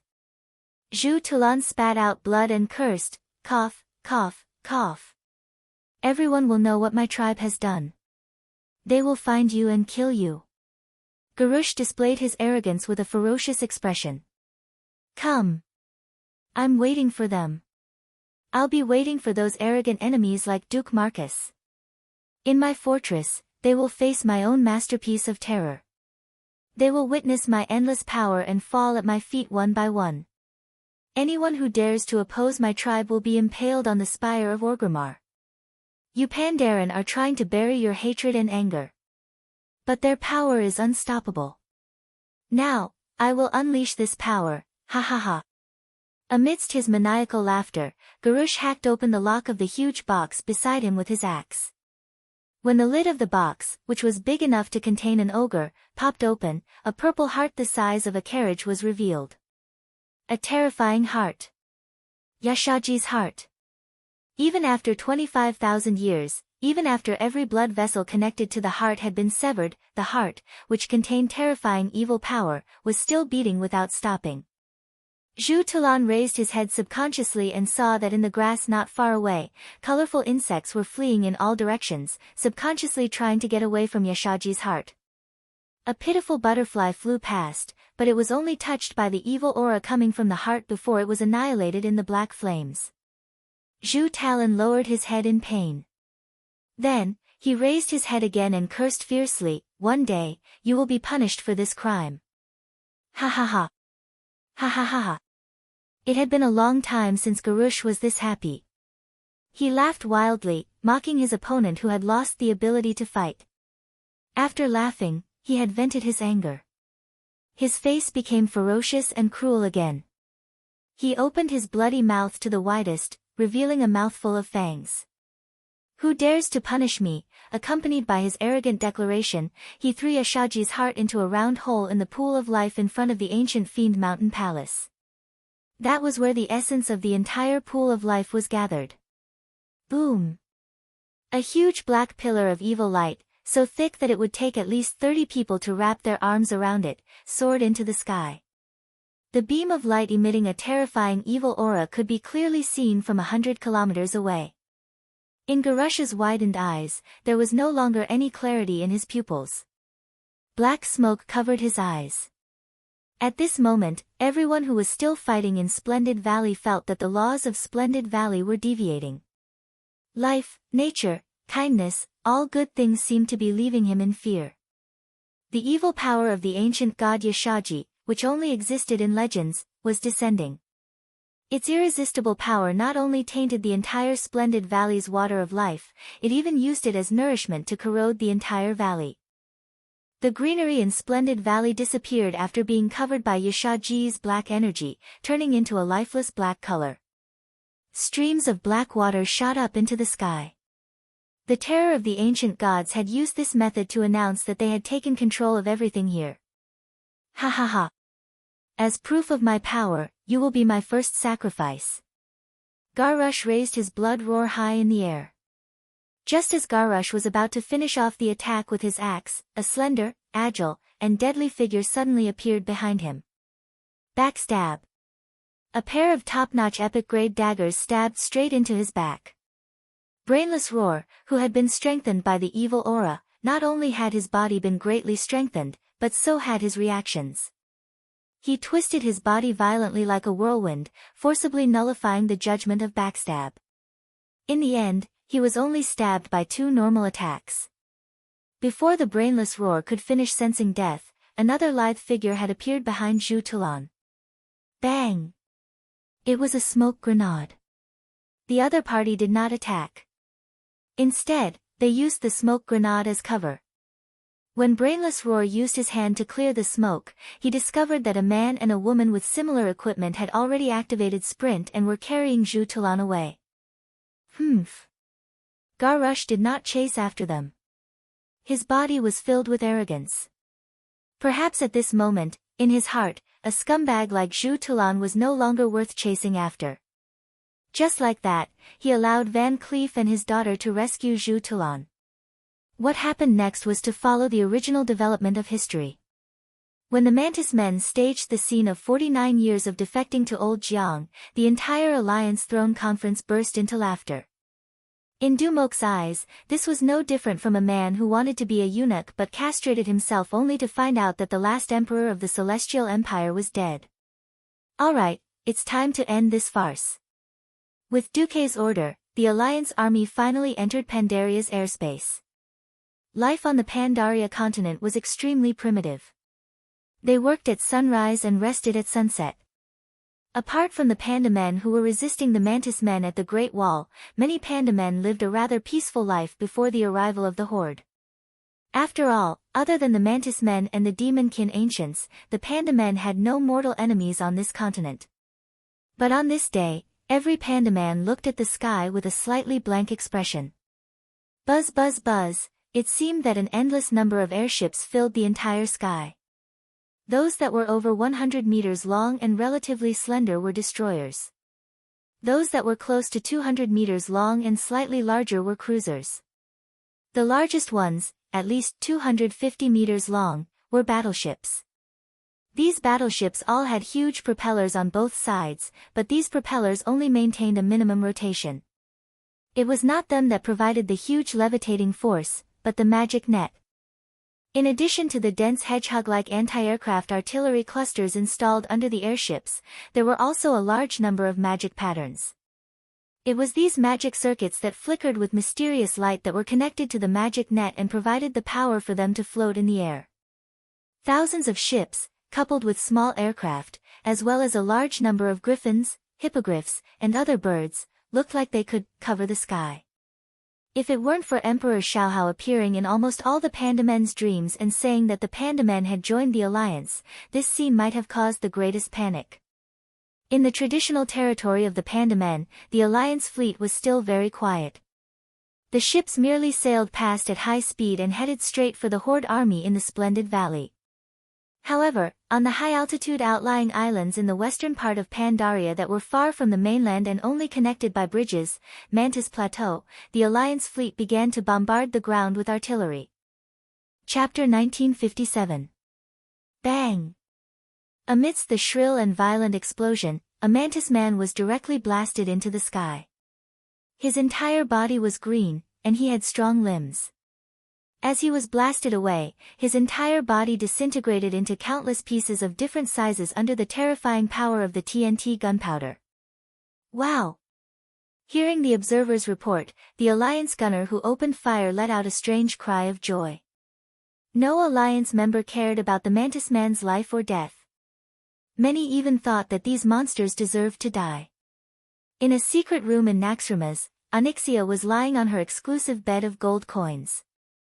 No one could understand her or many dragons' passion and love for gold coins. By the way, why did the Alliance do so much this time? Couldn't they just destroy the Horde? The Black Dragon Princess asked directly. In fact, it wasn't just her who wanted to ask. Many people in Duke's harem wanted to know. For example, Kalia was quite dissatisfied with Duke's method of fishing and enforcing the law, but the well-behaved her chose to remain silent. Not objecting did not mean that she agreed. At this time, Jaina, Tyrande, and the other girls were also looking at Duke. Duke pursed his lips. That's right. I also think that letting Garush go to Pandaria, then letting him obtain the power of Yashaji's heart, and then using this as an excuse to destroy the Horde seems a bit redundant. Just the Horde declaring war on the Alliance is enough to destroy the Horde, isn't it? Yes. Jaina, Elucia, and Aurelia, who had a bad impression of the Horde, all felt the same way. Duke shrugged. The original purpose of the Alliance was to fight against the Horde invading Azeroth. That's right. But over the years, the Alliance has become a coalition of righteous organizations centered on Azeroth to fight against the Burning Legion, the Ancient Gods, and other evil gods, as well as the evil elemental lords. Duke emphasized. Since we call ourselves righteous, we have no reason to kill an entire intelligent race that has nothing to do with evil. Everyone finally understood that the Horde was an organization, and the Beastmen were a race. The two could not be confused. Kalia raised her slender hand. Then, is it just to let Garush spread the power of Yashaji? Duke sighed. First of all, Garush is the great chief of the tribe, not the Alliance or anyone in the Alliance. Secondly, the one who single-handedly put Garush on the throne of the great chieftain was Thrall. And the ones who agreed with him, worshipped him, and approved of his every action were none other than the majority of the orcs who were traditional orcs. Duke pressed his hands on the armrests of his chair. If Garush is the culprit that led to the destruction of the Horde and the imminent extinction of the Beastmen, then every Beastman or his supporters is an accomplice. They're the ones who mechanically copied Draenor's barbaric laws of survival and applied them to Azeroth. When Duke said this, Jaina sneered. Isn't it? When they could defeat the humans, they would slaughter every single human in the village. When they couldn't win, they would be captured. They didn't have the awareness of a loser at all. They actually had the nerve to preach in the new tribe that Beastmen will never be slaves and made themselves into victims. Do they really think we've all lost our memories? Queen Sylvanas was the most radical. She raised her hand, and a sharp blade made of pure air elements turned from nothingness into a solid object and fell into her hand. She nimbly played with this dagger-like thing, her eyes cold. The elves will never forget the crime of burning down the Eversung forest. Kalia asked Duke, if the Horde did not use the power of Yashaji and only fought with the Alliance with their current strength, what would the Alliance do after winning? Duke sighed and shook his head. That's an untenable assumption. A long time ago, in the future I saw, they still chose this path. But if that's the case, probably, after defeating the Horde, I will exile all the former members of the Horde to Draenor. What else was there on Draenor? A continent that was collapsing day by day, with fewer and fewer resources. Now, except for the necessary sentry towers, the Alliance and the Horde had almost withdrawn all their manpower from the Draenor Void continent. Isn't this, still asking them to wait for death? Kalia was a little sympathetic. Jaina was agitated. Azeroth doesn't belong to them at all. They are downright invaders. In the past, the Burning Legion gave us too much pressure. Duke only brought those traditional beastmen from Draenor to Azeroth for the sake of fighting evil together and for the sake of humanitarianism. But, enough, Kalia. Look at how these despicable green-skinned people are treating us. As soon as they gained a foothold, they couldn't wait to provide us with endless territory for them to hunt. We refused, and they directly declared war on us. How can we keep such ingrates? Kalia was speechless for a moment. This was a clash of ideals. As the native inhabitants of Azeroth, humans certainly had no obligation to welcome outsiders to share the resources and land of this world. Duque waved his hand and stopped the argument. He continued in one breath. This assumption of yours is meaningless in itself. Regardless of whether it was for the sake of racial reproduction or to make the tribe stronger, the tribe members led by Garrosh threw themselves into the arms of the ancient gods whose goal was to destroy the world. This is the reality, the tribe crossed the line. If it was a competition between different races for survival resources, then we could still negotiate. We could even give up our technology to increase the capacity of the land for the population.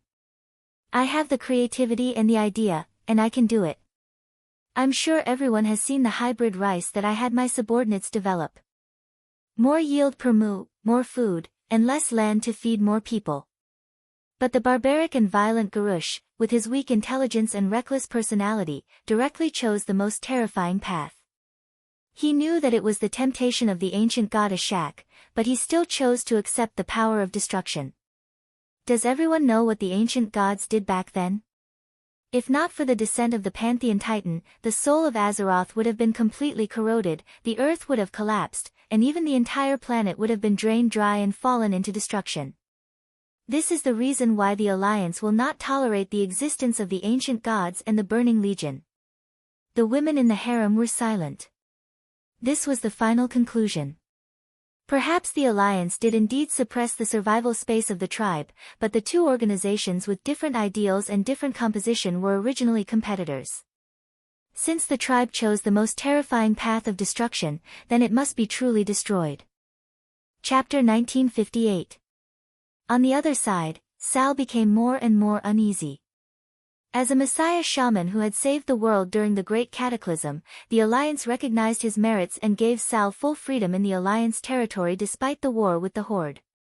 Except for the Alliance's military base, the residences of various countries' politicians, and the core official places, Sal was allowed to come and go freely.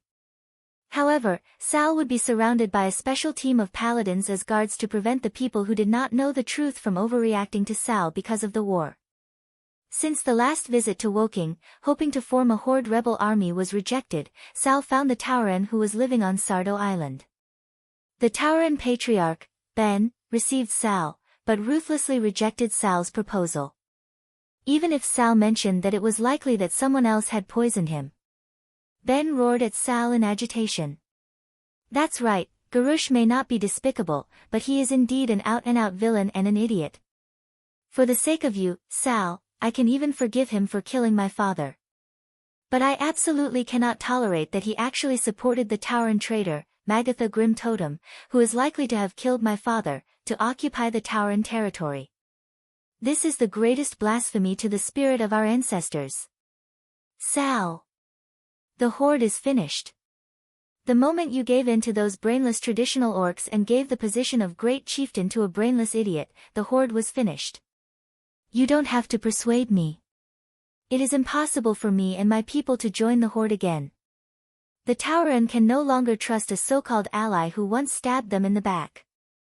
Thrall, who was in pain, finally borrowed the Alliance's teleportation portal and airship to come to the new Undercity. He found his last old friend, Drano Salufar, whom he had wanted to groom into a great chief, the current leader of the Forsaken. Once again, Sal was splashed with cold water. Sal, did you know? In order to create, focusing rainbow, and destroy the Alliance's fortress, Garrosh actually promised Anastrian the position of the Forsaken leader. Sal's heart skipped a beat. Different races, different positions. Garrosh had undoubtedly crossed the line again by doing this. If the great chieftain could replace the leader of a horde at will, what else would he not dare to do? Garrosh stopped seeing me as an orc a long time ago. In his eyes, I was a beast-man loser who couldn't even be compared to a dead human. Losers have no right. Their only duty was to serve as cannon fodder for the tribe. Be it me or the entire Forgotten Ones, we are just his tools of war. But this. Sal was interrupted before he could finish. He's not the only one who thinks this way.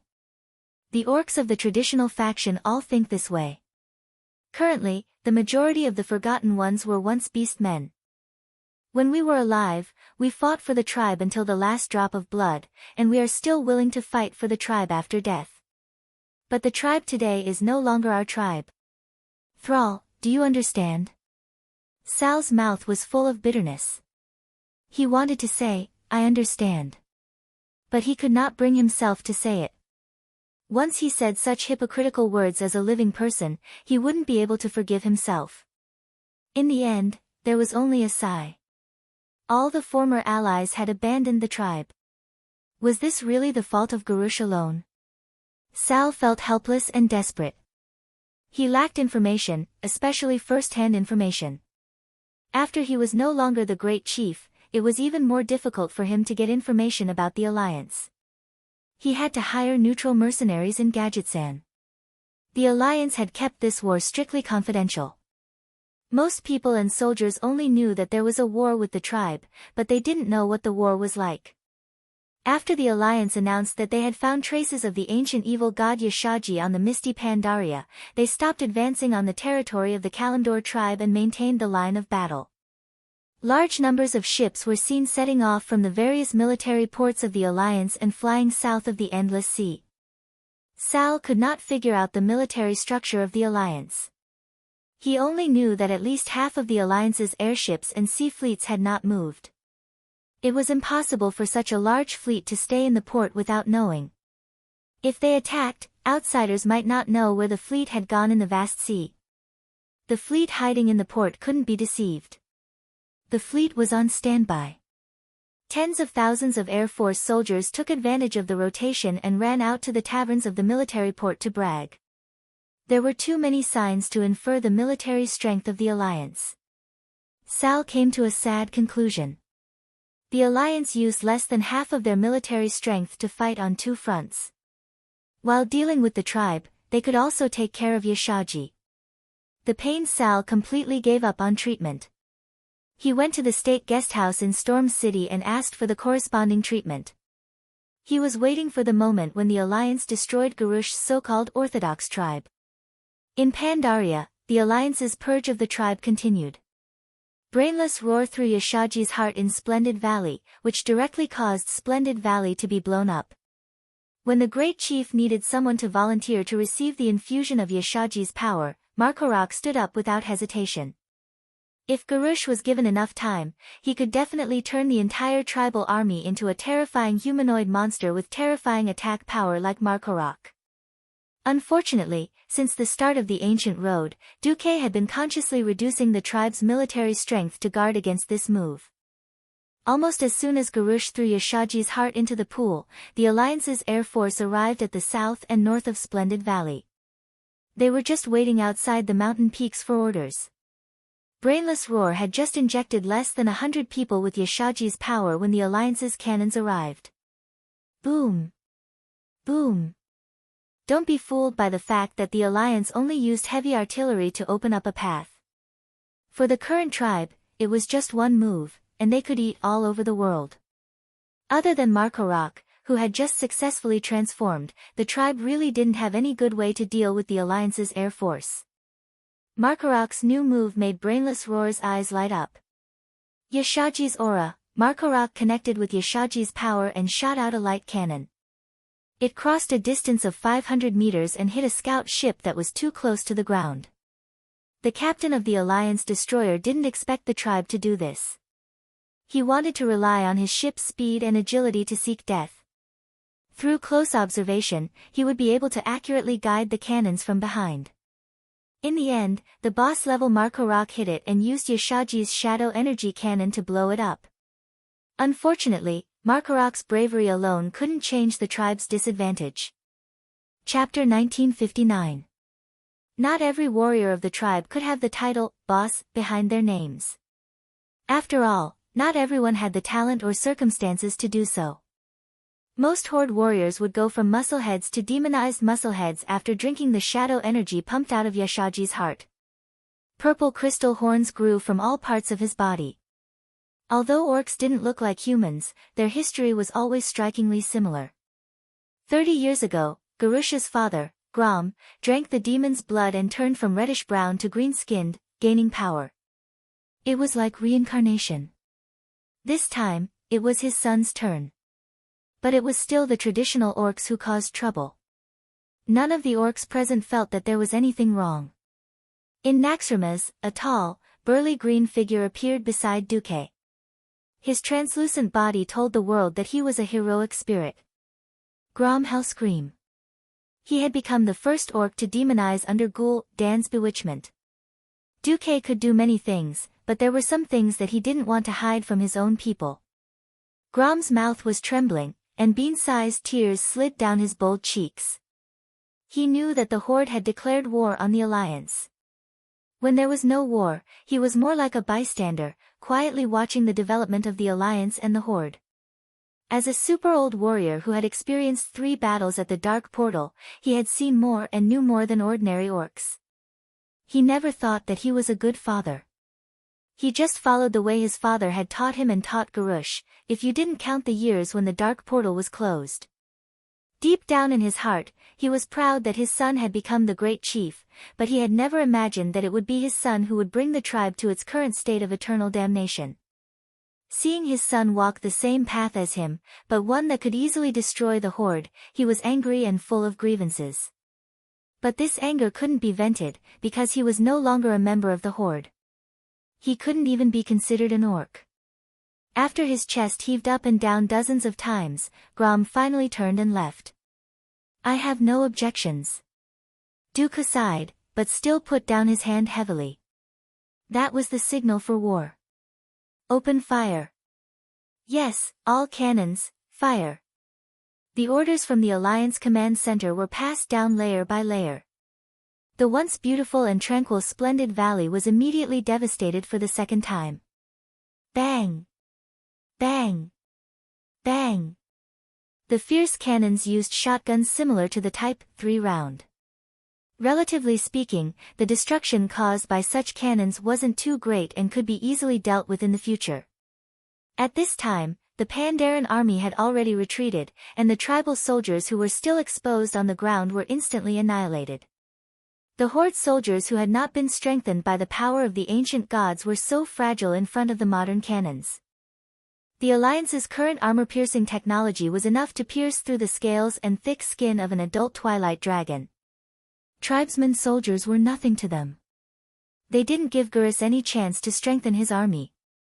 The Alliance used half an hour of shotguns to clear out all the tribes on the surface. This part of the tribe did not represent the entire tribe. The Horde had gained some experience from the Alliance's bombardment. When the ear-piercing sound of the cannons rang out, the tribal warriors had already automatically found cover. The orcs hadn't learned to hide in the craters, but they at least learned to lie down when they were hit. Other than the top-grade armor of professionals, there was no metal armor that could help ordinary orc warriors withstand a direct hit from a cannon of more than 100 millimeters. Moreover, the west side of the Pool of Life in Splendid Valley was the excavation site for the Yasha's heart. Before coming here, they had stayed in the underground excavation site, so they were familiar with it. Almost as soon as the cannons rang out, all the soldiers near the excavation site hid there. This time, Garus saved at least 80% of his soldiers. Bastard! Damn it! Brainless Roar angrily destroyed everything he could see. After venting his anger, his divine logic came to a conclusion. There are still too few good soldiers. I need more strong people like Markarok. I want the light of death to fill the sky of Orgrimmar and turn the Alliance's flying battleships into fireballs in the sky. So, he seized the opportunity to let every tribal soldier in Splendid Valley drink the black water that contained the power of the Yasha's heart. On the other side, he waited for night to fall. According to the agreement, his flying fleet would come to their aid under the cover of the night.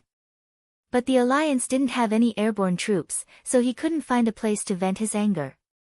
Tonight was a good night for sneaking. The sky was dark, and the moon couldn't be seen at all. The Horde army fled in the dark. To avoid being discovered by the Alliance, they didn't even dare to light torches. The Alliance saw how they were burying their heads in the sand. When the Mage's Eye, which was based on the principle of elemental sensing, sent the image of the Horde army's sneaky behavior back to Naxxrama's command center, and the radar clearly showed the movement of the Horde's flying ships, the Alliance command center, which had always been serious, burst into loud laughter. Enough! You little bastards, if anyone dares to laugh again, I'll give him a fisherman's knife and tell him to get down and charge at Gurus. Bulang Bronzebeard quickly shocked the group of restless operators.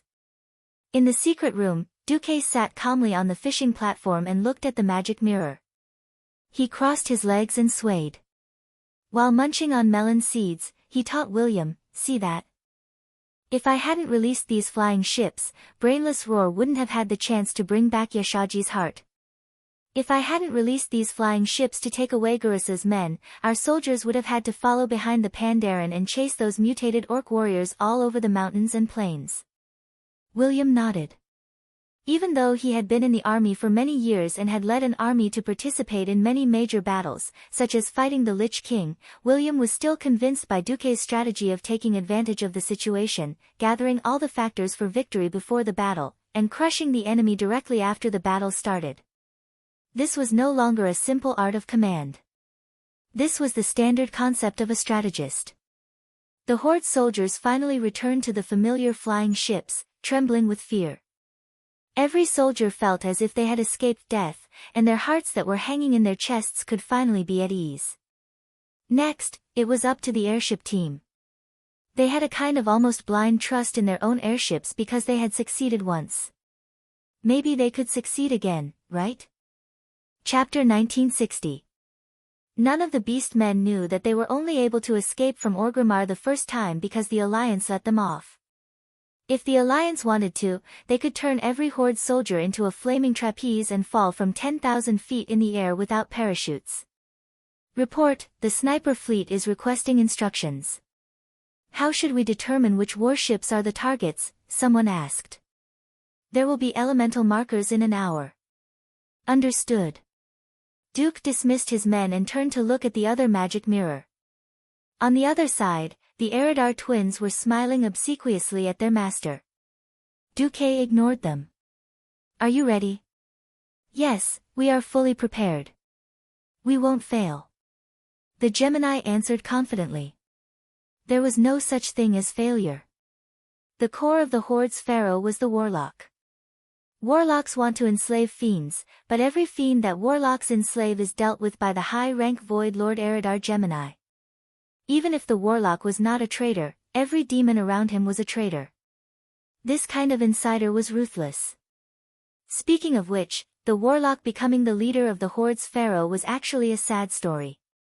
Because Duque created the magic net and monopolized the 4 major elemental realms, the Horde's mages were defeated on the spot. Without being able to connect to the magic net, the Horde was already at a disadvantage among mages of the same rank. Furthermore, Duque had brutally cut off almost all the elemental passages to Orgrimmar. This was very difficult. The shaman also suffered together with his fellow sufferers. Since ancient times, the shamans relied on communicating with elemental creatures to survive. Every totem was actually a god's summoning talisman to invite elemental creatures to help them. Duque's tyrannical monopolization resulted in only a small number of wandering elemental creatures remaining. Elemental creatures were proud, and most of them did not care about mortals. Of the 10,000 elemental creatures that the shamans interacted with, perhaps 9,000 belonged to Duque. Of the remaining 1,900 would not care about mortals.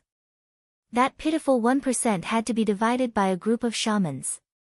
If this situation did not change, the Horde's shamans would go extinct sooner or later. If the elemental path couldn't be walked, then they could only rely on crooked ways to make a living, and warlocks were in high demand. Who would have thought that Duque would be able to eat from both sides of the law and the underworld, eating from the top and cheating from the bottom? Every warlock demon was a traitor. As a result, when the appointed time came, there were demons under the warlock's command drawing marks with shadow elements on every airship. In the elemental cannon team's mirror, the Alliance's scouting ship easily confirmed the target. The Alliance's fleet sneakily waited for the Horde's flying fleet to leave Pandaria and reach the Endless Sea before launching their attack. It was a night attack without any suspense. This time, it seemed to be all bark and no bite. The Alliance fleet was firing crazily from 5,000 meters away. Apart from a few cannon salutes, most of the cannons were silently aimed at the airships filled with ordinary tribal soldiers. Bang! Bang! Rumble, the violent explosion shook the entire fleet. When Brainless Roar angrily ordered the ironclads to charge at the Alliance's fleet like last time and destroy it. This time, it was a true miss. Trash. All trash. Brainless Roar's arrogance dominated him, and he couldn't accept such a defeat. After dawn, what he couldn't accept was the loss of the fleet. Many captains reacted. The Alliance's cannons had accurately hit the hull of the ships in the dark, and most of them had directly hit the location of the ammunition depot. Most of the ships that were hit directly turned into fireballs in the air, and not a single survivor was left. It wasn't that there weren't amazing professions that relied on shield wall and other skills to survive. But below them was the vast sea, and in the sea was Vasht's marine army. No matter what kind of super warrior you are, drag you to the bottom of the sea and do whatever you want. Bastard! There must be a traitor in the great Orthodox Horde. They despicably told the fleet's location, allowing the shameless Alliance to lay an accurate ambush circle. This time, Brainless Roar's brain unexpectedly worked, and he discovered the truth of the matter, one of them. But so what if the traitors were exposed? Those demons couldn't wait for the warlocks who enslaved them to die. Even if they died with the warlocks, without special soul-restraining methods, those demons could perfectly roll back to the twisting nether and resurrect. It was better than being a doormat here. Brainless Roar began to be paranoid. As they approached the Kalimdor continent, 100 kilometers southeast of Duroder, the Horde's aerial fleet was ambushed again. This time, the Alliance finally shot down most of the Horde's airships, and in the end, only less than 15,000 Horde warriors could safely return to Agrima. Jaina asked Duque how this degree came about. Well, I can't let Brainless Roar be too strong, but I can't let him be too weak. If he returns to Agrima alive, all the beast men will think of him as a deserter. To maintain his rule, he can't get rid of his most loyal Kyukaran guards. Oh, it would be too fake if he only had the guards left, so I was merciful and left him about 10 ships of ordinary soldiers, 10 ships of mantis men and 10 ships of ancient demons. In the end, Duque added, they were shot with shotguns. Jaina rolled her eyes. So he's a piece of trash with broken arms and legs? In the last years of his rule over Agrima, Brainless Roar carried out his reign of terror to the extreme. If any beastman dared to say anything bad about him, a thief would immediately inform them, and in less than 3 minutes, the Kyukaran guards would arrive. The lightest punishment would be a beating, and the heaviest punishment would be death. In this life, under the stimulation of Duque and the guidance of Yashaji's power, Brainless Roar became even more violent. For victory. Every Horde must obtain the power of Yashaji. The Great Orthodox Horde, under the protection of the ancient god Yashaji, will become the ruler of this planet. In the King's Valley, Gurus, who had pulled out Yashaji's heart for public display, made such a declaration to all the Horde's people. No. Damn it. Ancestors above, I don't want to drink that black stuff. Haven't the beastmen suffered enough from the demonic blood back then? The beastman veteran who said this was immediately beheaded by the guards. Not only did the Kyukaran guards arrest any opposition, but they also gathered all the Horde's members and formed a long line to drink Yashaji's black water. Gurus, who had already lost his mind, felt that this was too slow. He ordered people to put Yashaji's heart into a huge cage and soak it in the raging river opposite the west gate of Agrima. At this time, there were at least 1 million Horde refugees living along the raging river. Chapter 1961. Thrall couldn't sit still. He couldn't receive news from the Alliance. As the former chief, he hadn't abdicated for long, so he still had a lot of information channels. The Alliance didn't prohibit these channels. When an orc warlock who followed him to Stormwind City told Thrall about it, Thrall was completely shocked. Pa! The human book he was reading fell to the ground. Thrall stood up absent-mindedly and read the note the warlock handed him over and over again in disbelief. Isn't this history going backwards? Why are there still orcs who believe that kind of nonsense after more than 30 years? 35 years ago, Zul bewitched the orcs, saying that the Draenei wanted to destroy the orcs.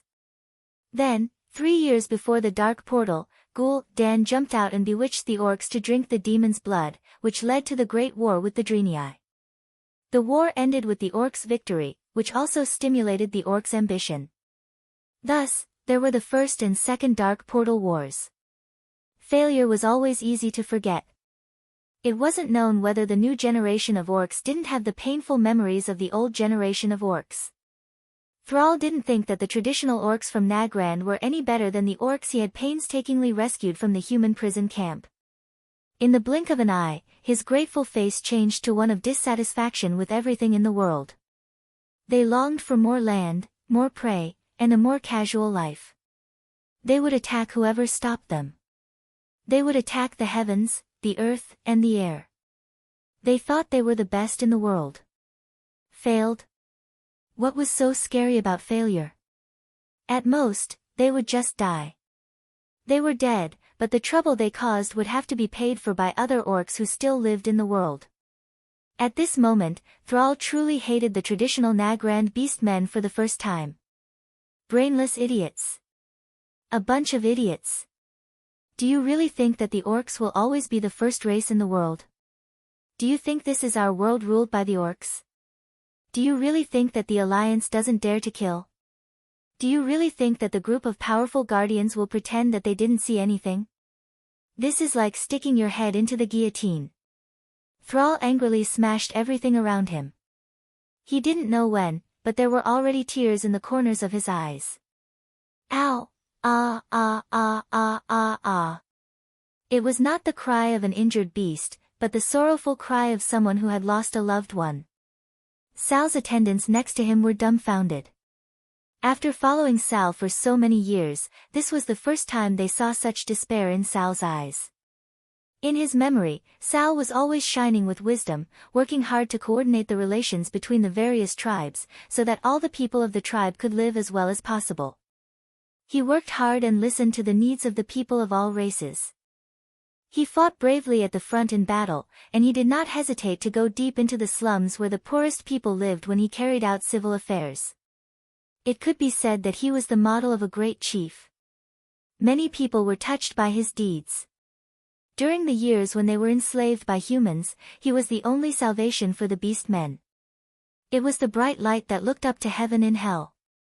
Now, even he had given up. Great chieftain, Sal waved his hand violently. No. I admit defeat, but I haven't given up yet. The bloodline of the beast men should not end in my generation. Did he admit defeat? He didn't give up. His words were incomprehensible to the attendants. Only Sal himself knew who he was admitting defeat to. By not giving up, he was referring to something else. While Sal made his decision, the Alliance began its final propaganda. Sally Whitemane appeared again to broadcast. Urgent news. Just now, the Alliance High Command confirmed that the great chieftain of the Horde, Garrus Hellscream, has obtained the heart of the ancient god Yashaji in Pandaria. He is now in the main city of the Horde, Agrima, performing evil physical transformation on all the members of the Horde. Switch to the vision of the Alliance spies. As soon as he finished speaking, the image of Orgrimmar's towering city walls appeared in each of the magic mirrors. The main hall was made of wood, and the magnificent walls of Agrima were built with rough bricks. From a distance, countless green-skinned beastmen were lining up, a small number of Taurens, and some humanoid arthropods that the Alliance people did not recognize. Through the labels, everyone knew that they were the new members of the Orthodox Horde, the Mantises. Everyone, after drinking a bowl of disgusting black, sesame-like liquid that ordinary people would never drink, changed on the spot. Their bodies swelled up like they were inflated, and sharp teeth or bone horns began to emerge from every corner of their bodies, looking extremely hideous and terrifying. Sally continued to speak in an increasingly passionate tone. The Horde, as we all know, the Horde is dominated by beast men. 33 years ago, they were bewitched by great shaman Nazul, controlled by the demon commander Kil'jaeden, and launched a war against the Draenei. They drank the blood of the demons and became extremely destructive green-skinned beast men. They destroyed the capital of the peace-loving Draenei, Shotrath City. If we say that they were bewitched and deceived last time, what about this time? The Horde wantonly entered the territory controlled by the Alliance members for tens of thousands of years to plunder resources, directly declaring war on the Alliance, and used the brutal magic bomb, Focusing Rainbow, to destroy the Alliance port city of Theramore. After falling into a disadvantage on the battlefield, they turned to seek the power of the ancient gods. The evil of the ancient gods is obvious to all. Thun's army had destroyed half of Kalimdor. Yogg-Saron's faceless army had killed countless Alliance soldiers.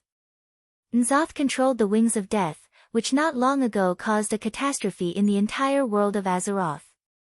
Our land was overturned, our cities were destroyed, and our people died in the natural disasters created by the ancient gods. Is the sin of the ancient gods not enough? Speaking to this point, Sally could no longer control herself, and fiercely punched the wooden table of the broadcasting station. Now, the Horde, in order to rule the world of Azeroth, in order to erase the humans, dwarves, elves, and all the other Alliance races from this world, actually did not hesitate to seek the protection of the ancient god, Yashaji. How shameless and vicious is this? The scene changed again, showing a devastated village with bones all over the ground. At the end of the scene, it stopped on the skeletons of a mother and son. It was obviously a human mother who, in the last moments of her life, tightly hugged her child. However, what was left of her and her child's body was a stone axe of the beast men. Sally's voice sounded again, the First and Second War of the Dark Portal. From Stormwind, to Iron Furnace Castle, to Stromgarde, Eagle Nest Mountain, Alterac, Quel'Dorii, Lordaeron. According to incomplete statistics, more than 3 million civilians were slaughtered by the beast men, and 10 million humans lost their homes. Chapter 1962. The broadcast continued. After the war, the Alliance showed the greatest mercy and did not slaughter all the captives. On the contrary, in the face of a new round of attacks from the Dark Forces' Scourge army, the then Commander-in-Chief of the Alliance, Duke Marcus, made the decision to allow the remaining orcs to cross the Kalimdor continent. Even when the Draenor world collapsed, the Alliance sent a large number of ships and provided food to receive more than 2 million orcs from the destroyed Draenor world to Azeroth. Back then, the orcs repeatedly announced that after they got rid of the berserk caused by the Devil's Blood, they would turn over a new leaf. They would focus on fighting against evil and fight for the future of Azeroth. However, how did the tribe led by the orcs repay the Alliance's kindness and trust? The scene changed again, showing the beautiful picturesque Pandaria. Before, and after. The splendid valley, which was once lush with greenery and filled with the aura of nature, instantly exploded and turned into a pitch-black land of death after Garrus threw Yashaji's heart into it. In the scene, Pandaren corpses were everywhere. At the end of the scene, there was a little Pandaren crying. That cute appearance that transcended the aesthetic standards of the race, those clear black and white eyes, and that pitiful and tragic expression instantly struck the hearts of every audience. All the audience who witnessed this scene had the same thought: the Horde is too hateful. Too hateful. After discovering that the fog that shrouded the Pandaria continent was lifted, the Horde unscrupulously launched an invasion. Without any communication, they directly declared war and slaughtered the local intelligent races, the Pandaren who had lived on that land for more than 10,000 years. They wantonly planted the war flag representing occupation on the Pandaren's land. Then, they attempted to destroy all the kind intelligent races in Azeroth. At the end of the scene, there were those mutated orcs who revealed ecstatic expressions after obtaining Yashaji's power. The carefully edited scene successfully aroused the hatred of the Alliance people towards the Horde. The last trace of pity in their hearts had already disappeared. If the last time the Horde declared war, the bombing of Theramore had successfully aroused the anger of the Alliance people, This time, it was the Horde's actions that completely made the Alliance people abandon their kindness and sympathy. Sally's final announcement became logical. In view of the fact that the Orc tribe has repeatedly trampled on the goodwill, trust, and conscience of the people of the Alliance. The leaders of the Alliance's Throne Conference are currently in a close discussion and have proposed a motion to exterminate the Orcs. In the Throne Conference, the various leaders looked at the scenes on the scene. They looked at the enraged people shouting to kill all the Orcs, and they all fell silent. Everyone knew that Duque liked to fish. Everyone knew that Duque didn't force them to do this. This was just a natural release caused by a conflict of interest. The first time he drank demon blood and joined the Burning Legion, it could be said that he had been deceived. The second time, he did the same thing and sought refuge with the ancient gods. How could he explain this? Forced by the Alliance? Why didn't the Alliance just die and give the whole world to the beastmen as their hunting grounds? Stirring up trouble again and again, were they treating everyone as fools? Even if they were silent, there was a raging flame of anger burning in the hearts of the leaders. Any race that had been invaded by the Horde would not have a good impression of the Horde. Unfortunately, every major race in the Alliance had been invaded and slaughtered by the Horde: humans, dwarves, pygmies, high elves, night elves, Draenei, Pandaren. It's time for the Orcs to repay this blood debt for the core Horde, William said calmly, and initiated a vote in the Throne Conference. Without any suspense, it passed unanimously. All mutated members of the Horde, regardless of their status, age, or race, are to be killed. All. The Alliance Throne Conference had never given such a strict military order, but every soldier of the Alliance felt that such an order was reasonable. After Duque started a war of public opinion and obtained the influence he wanted, everything became reasonable. Back in the secret room, Kalia caught up with Duque. Duque turned around. "You want to ask, are we cruel?" "Yes." Kalia replied and nodded. Duque turned his head and cast his gaze on the magic net, on the red land thousands of miles away that was monitored by the mage's eyes. It was a desolate and slightly heroic scenery. As a leader, no decision can be made easily. The world of Azeroth is huge, but there are not many resources. It cannot accommodate two huge interracial organizations, and it cannot tolerate a race that is capricious and often betrays the enemy. Sigh. Kalia sighed. She was too kind. Even though the Orcs had once brought the flames of war to Rotterdam, enslaving the Orcs as gladiators was a stain that Rotterdam could never erase. Perhaps it was this compensation mentality that caused her to become soft-hearted. However, there was a limit to being soft-hearted. Garrosh had far exceeded this limit. The Alliance was mobilizing troops in preparation to completely destroy the Horde and kill the Orcs. They were also waiting for the power of the Heart of Azeroth to continue to ferment. Garrosh soon discovered a problem: the power of the Heart of Azeroth was not endless. After turning millions of Orcs into mutated Orcs, the power of the black water pumped out by the Heart was significantly weakened. Even though it was thrown into the River of Wrath, a large amount of water diluted the power of the Heart of Azeroth. He understood. Just like throwing the heart into the fountain of life in the Splendid Valley, the Heart of Azeroth could be reactivated. Even the heart of an ancient god needed a source of energy like a battery. Hence, he whimsically asked his subordinates to come up with an action plan called, How to Throw the Heart of Azeroth into the Sunwell. However, at this time, a rebellion suddenly broke out in the Horde. In history, this was supposed to be a great uprising.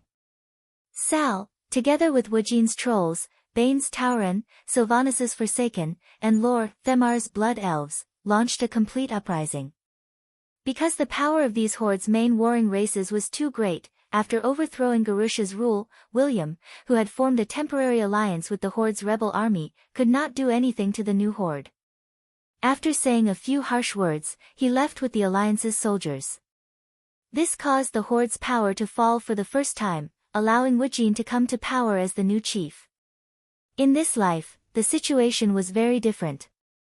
The Forsaken, Trolls, and Tauren were completely separated from the Horde, and there were no Blood Elves joining the Horde.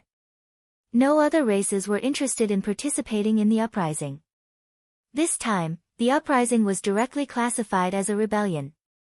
Thrall managed to convince his old friend, Varrock Salufar, and his Blackrock clan.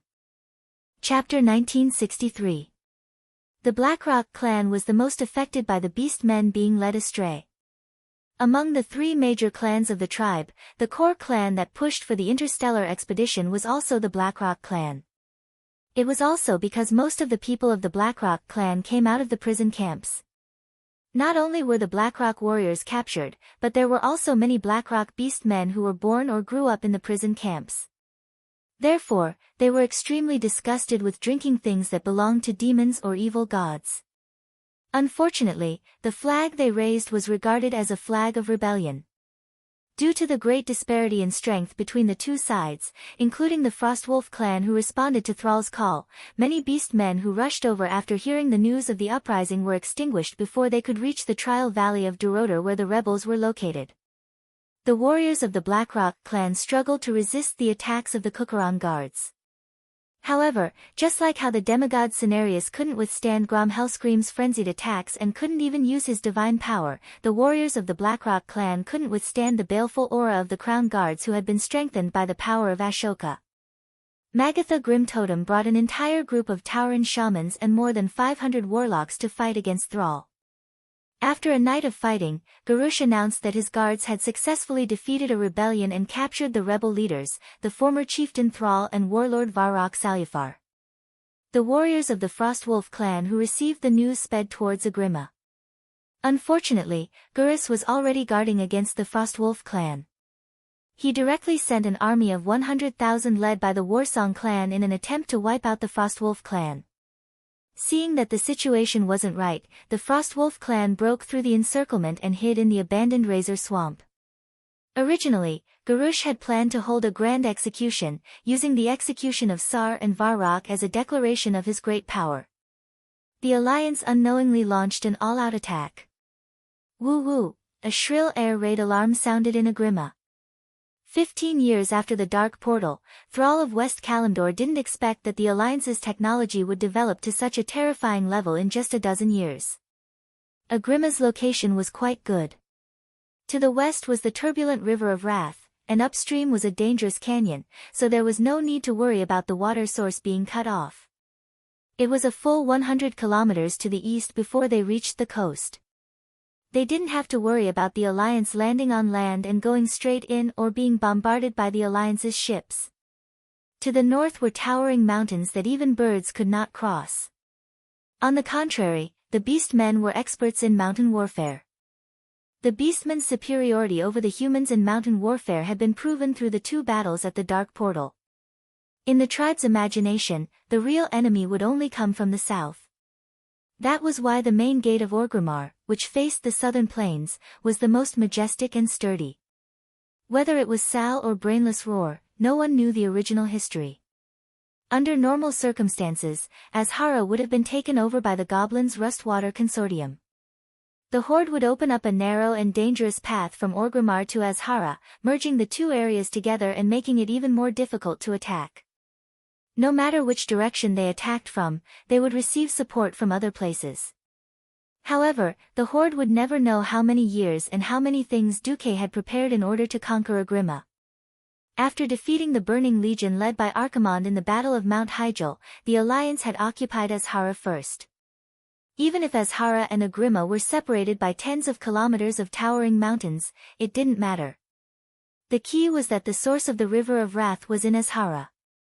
Technically, the source was at the junction of Mount Hyjal, the Land of Fire, and Azhara. It didn't matter because all three areas were under the control of the Alliance. The amount of water in the River of Wrath was shocking. Just blocking it would only turn it into a dammed lake, causing Azhara to flood. If it didn't flood this place, it would destroy some Alliance territory. Duque had used bulldozers and other engineering teams early in the morning to open up two artificial rivers in Azhara. One was obvious. It would directly lead into Grey Valley and increase the amount of water in the forest. As long as it was used properly, the conservative Grey Valley could recover faster. The other one was dark, 50 meters wide, and the deepest one was 15 meters deep. After this artificial river was built, it had never been used. It was announced that it would be a maintenance plant for the flying fleet, but after the plan changed, it was shelved. They even built a series of huge factories on the river. Apart from the dam that had been secretly built at the mouth of the river, the cement walls and the dry riverbed looked no different from an unfinished construction site. With Duquesne's order, the dam opened, and the water level of the entire River of Wrath dropped. At the same time, the dam built on the River of Wrath began to slowly close. This way, not a single drop of water would flow back into the original River of Wrath. To prevent the dam from exploding, there were 3 such dams along the River of Wrath. Every dam was equipped with at least 10,000 special forces that were mixed with different types of troops. Without food, people could survive for 7 days just by drinking water. If people didn't have water, they would die in 3 days. The broken flow of the River of Wrath directly interrupted Gura's counterattack plan. As long as it was a living creature, it had to eat, drink, and poop.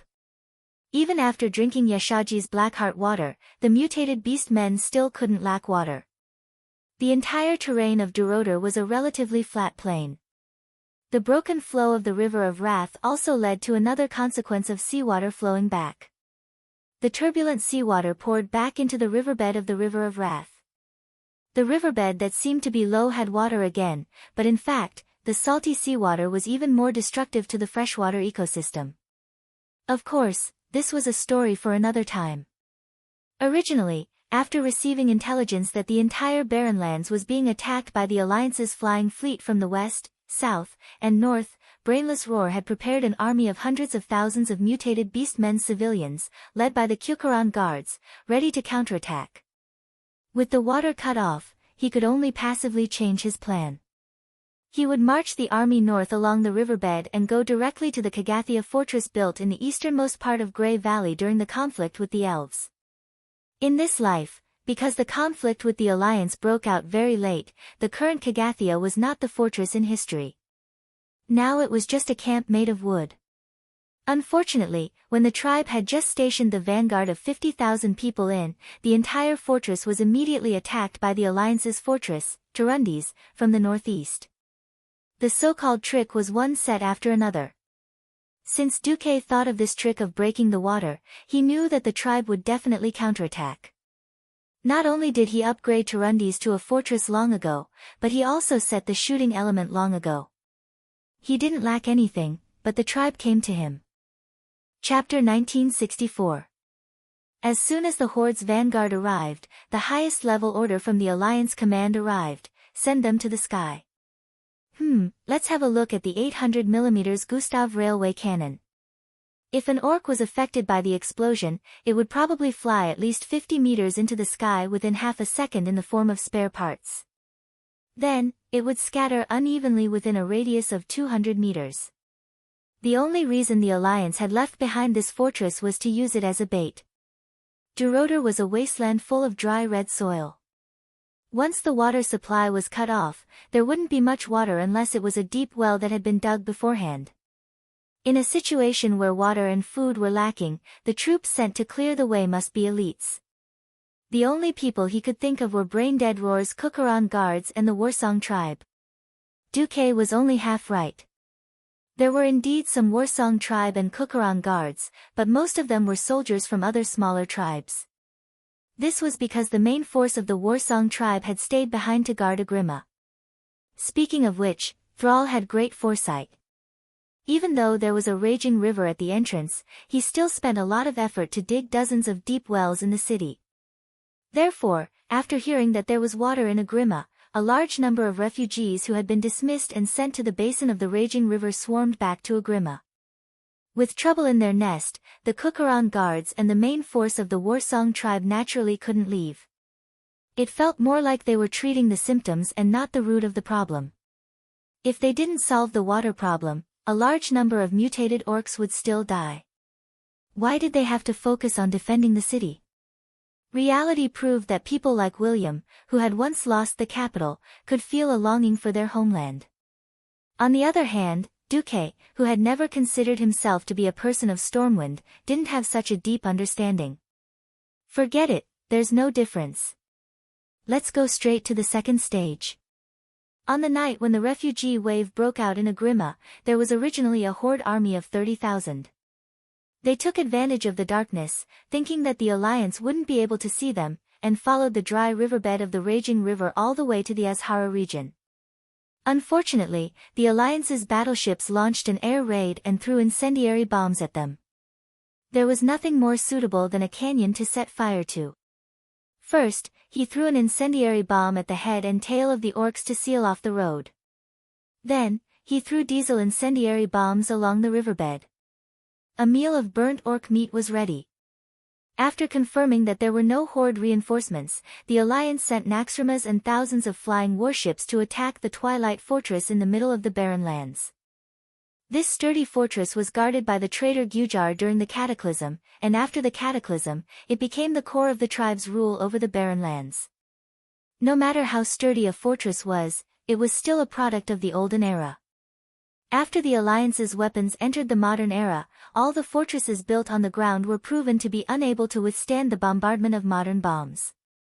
Dwarves and gnomes are crazy. Modern 1,000mm cannons could no longer satisfy their delusions. Following the development of the 2,000-pound super bomb, a large bomb with a charge of 5 tons was quickly developed that could be thrown by modified flying transport ships as motherships. Soon, 5 tons could no longer satisfy the appetite of this group of crazy scientists. They directly made a hypothesis: if the Alliance obtained absolute air supremacy in the war, then could they use a super bomb with the largest gunpowder load? When asked if even the largest battleship could not carry the bomb, then what would be used to drop the bomb, the group of dwarves said in unison, "Are you stupid? Can't you use Naxxramas to drop the bomb?" This plan, taking advantage of the fact that Duque was struggling in other timelines, the damn dwarves linked up and finally passed the throne meeting. Thus, a super bomb with 100 tons of conventional TNT was born. In order not to cause a big explosion when the charge was loaded, the dwarves even had to painstakingly divide the explosive into 100 small compartments and detonate them separately. However, the theoretical explosive power of this super bomb was too high. Just thinking about it was too scary. If it exploded directly inside Naxxramas, the most important flying fortress of the Alliance would be destroyed first. In a rage, William ordered Jurban to add a bomb compartment outside the lowest outer deck of Naxxramas. If anything really happened, at least it would not be able to penetrate the outer armor of Naxxramas. It was not difficult to add a bomb compartment, but if such a large bomb was hit, it would still explode. Thus, the dwarves put in a lot of effort to add protective armor to the bomb compartment. As a result, Naxxramas, which was originally a little like a square box, had a huge conical bomb compartment at the bottom. It looked like Naxxramas had become a cylinder of ice cream. Now, the cylinder had been thrown down, but the ice cream was still in the air. It was probably a delayed detonation fuse. Relying on the acceleration of gravity and its own weight, the super bomb, Baldy Strong, smashed directly above the Twilight Fortress did not explode immediately. However, under the huge impact, it smashed through at least 10 floors in a row. When it reached the middle and lower parts of the fortress, there was an explosion. Fiery red flame patterns appeared densely on the black stone walls of the fortress that was filled with an ominous aura. Countless fire dragons began to erupt from every hole in the fortress. When a huge amount of flames leaked out of the fortress, the flames once again gathered into a huge cloud of fire, forming a destructive flame shock wave that spread in all directions, sweeping across the entire Great Rift Valley oasis. The huge fortress seemed to have suffered a terrible earthquake at this time. The fortress, which was more than 2 meters thick, was as fragile as sand. In less than 2 seconds, the whole fortress collapsed layer by layer like dominoes. Boom! Amidst the continuous roars, the fortress completely collapsed like a landslide. The sea of fire was pushed further away, and the whole area was under the flames, making creaking sounds. In order to block the offensive of the Alliance, Brainless Roar had painstakingly arranged an army of more than 300,000 orcs in the Twilight Fortress. Relying on the Twilight Fortress, they had built large and small blockhouses and positions. Despite the lack of air force, Brainless Roar firmly believed that the Alliance's infantry would bleed to the last drop of blood in front of this fortress. Because when he led the army to attack here, he also paid a heavy price. What made Brainless Roar angry was that the Alliance did not play by the rules at all. After clearing out the weak air force of the Horde, they directly let Naxxramas fly up to the Twilight Fortress and lay an egg. They directly blew up all the ugly orcs with a big bomb. In fact, this super bomb completely shattered Brainless Roar's fantasy. Chapter 1965. In Brainless Roar's imagination, this batch of 300,000 orcs could buy him at least half a year's time. Back then, the Twilight Fortress controlled by Google was not afraid of fire, nor was it afraid of the boulders of the catapults. It could only be filled with human lives. When the corpses of the Horde warriors filled every winding branch of the fortress, and even the Twilight believers did not have time to clean up the corpses, the Horde finally conquered the place. After all, the Forgotten Ones were still members of the Horde at that time. Google had ordered Dranos to resurrect every Horde warrior who had died in battle and fight for the Horde again. Sadly, Brainless Howl's lack of intelligence limited his imagination. He had never imagined that the Alliance would have such a big bomb. Street fighting? Not possible. Unless it was absolutely necessary, who would let their soldiers fight in the narrow passageways of the fortress? That was a standard example of one man holding the pass against 10,000 enemies. Even if the Alliance had a large number of new Pandaren monks, they could not be used like this. Things can be solved with bombs. Don't F** King give me infantry. Our righteousness and strength only exist within the range of the cannons. This was how Duke lectured. The Alliance's use of a big bomb to destroy the Twilight Fortress caused the orcs to have a psychological collapse.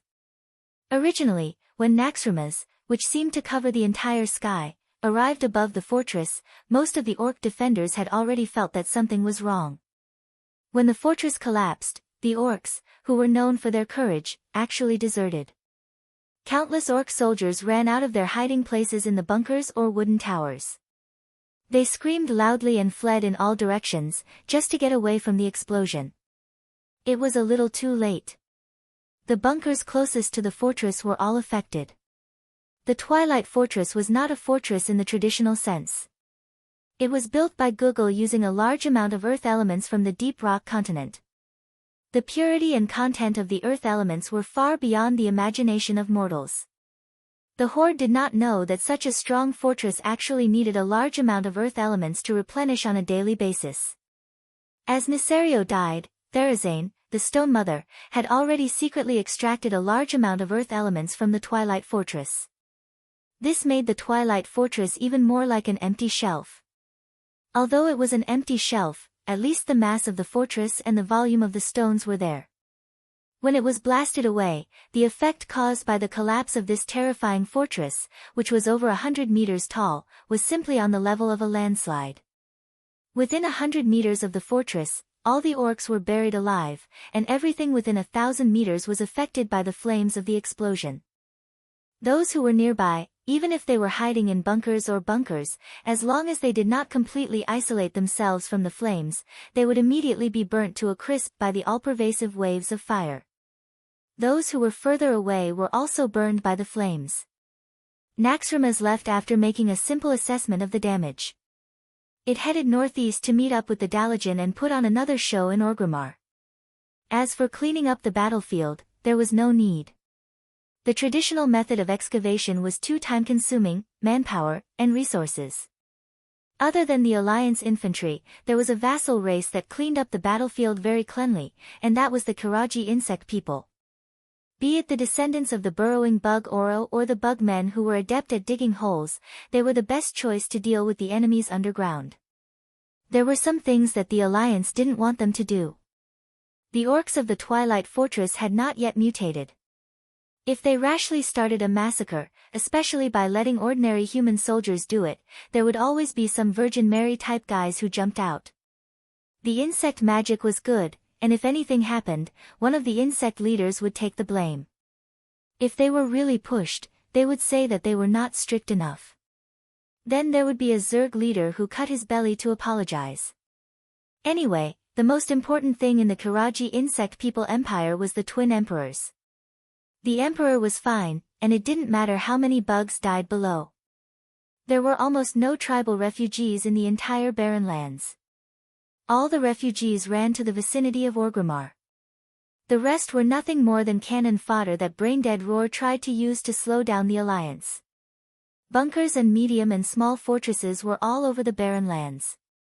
This would not be the goal of Naxxramas and the other main forces.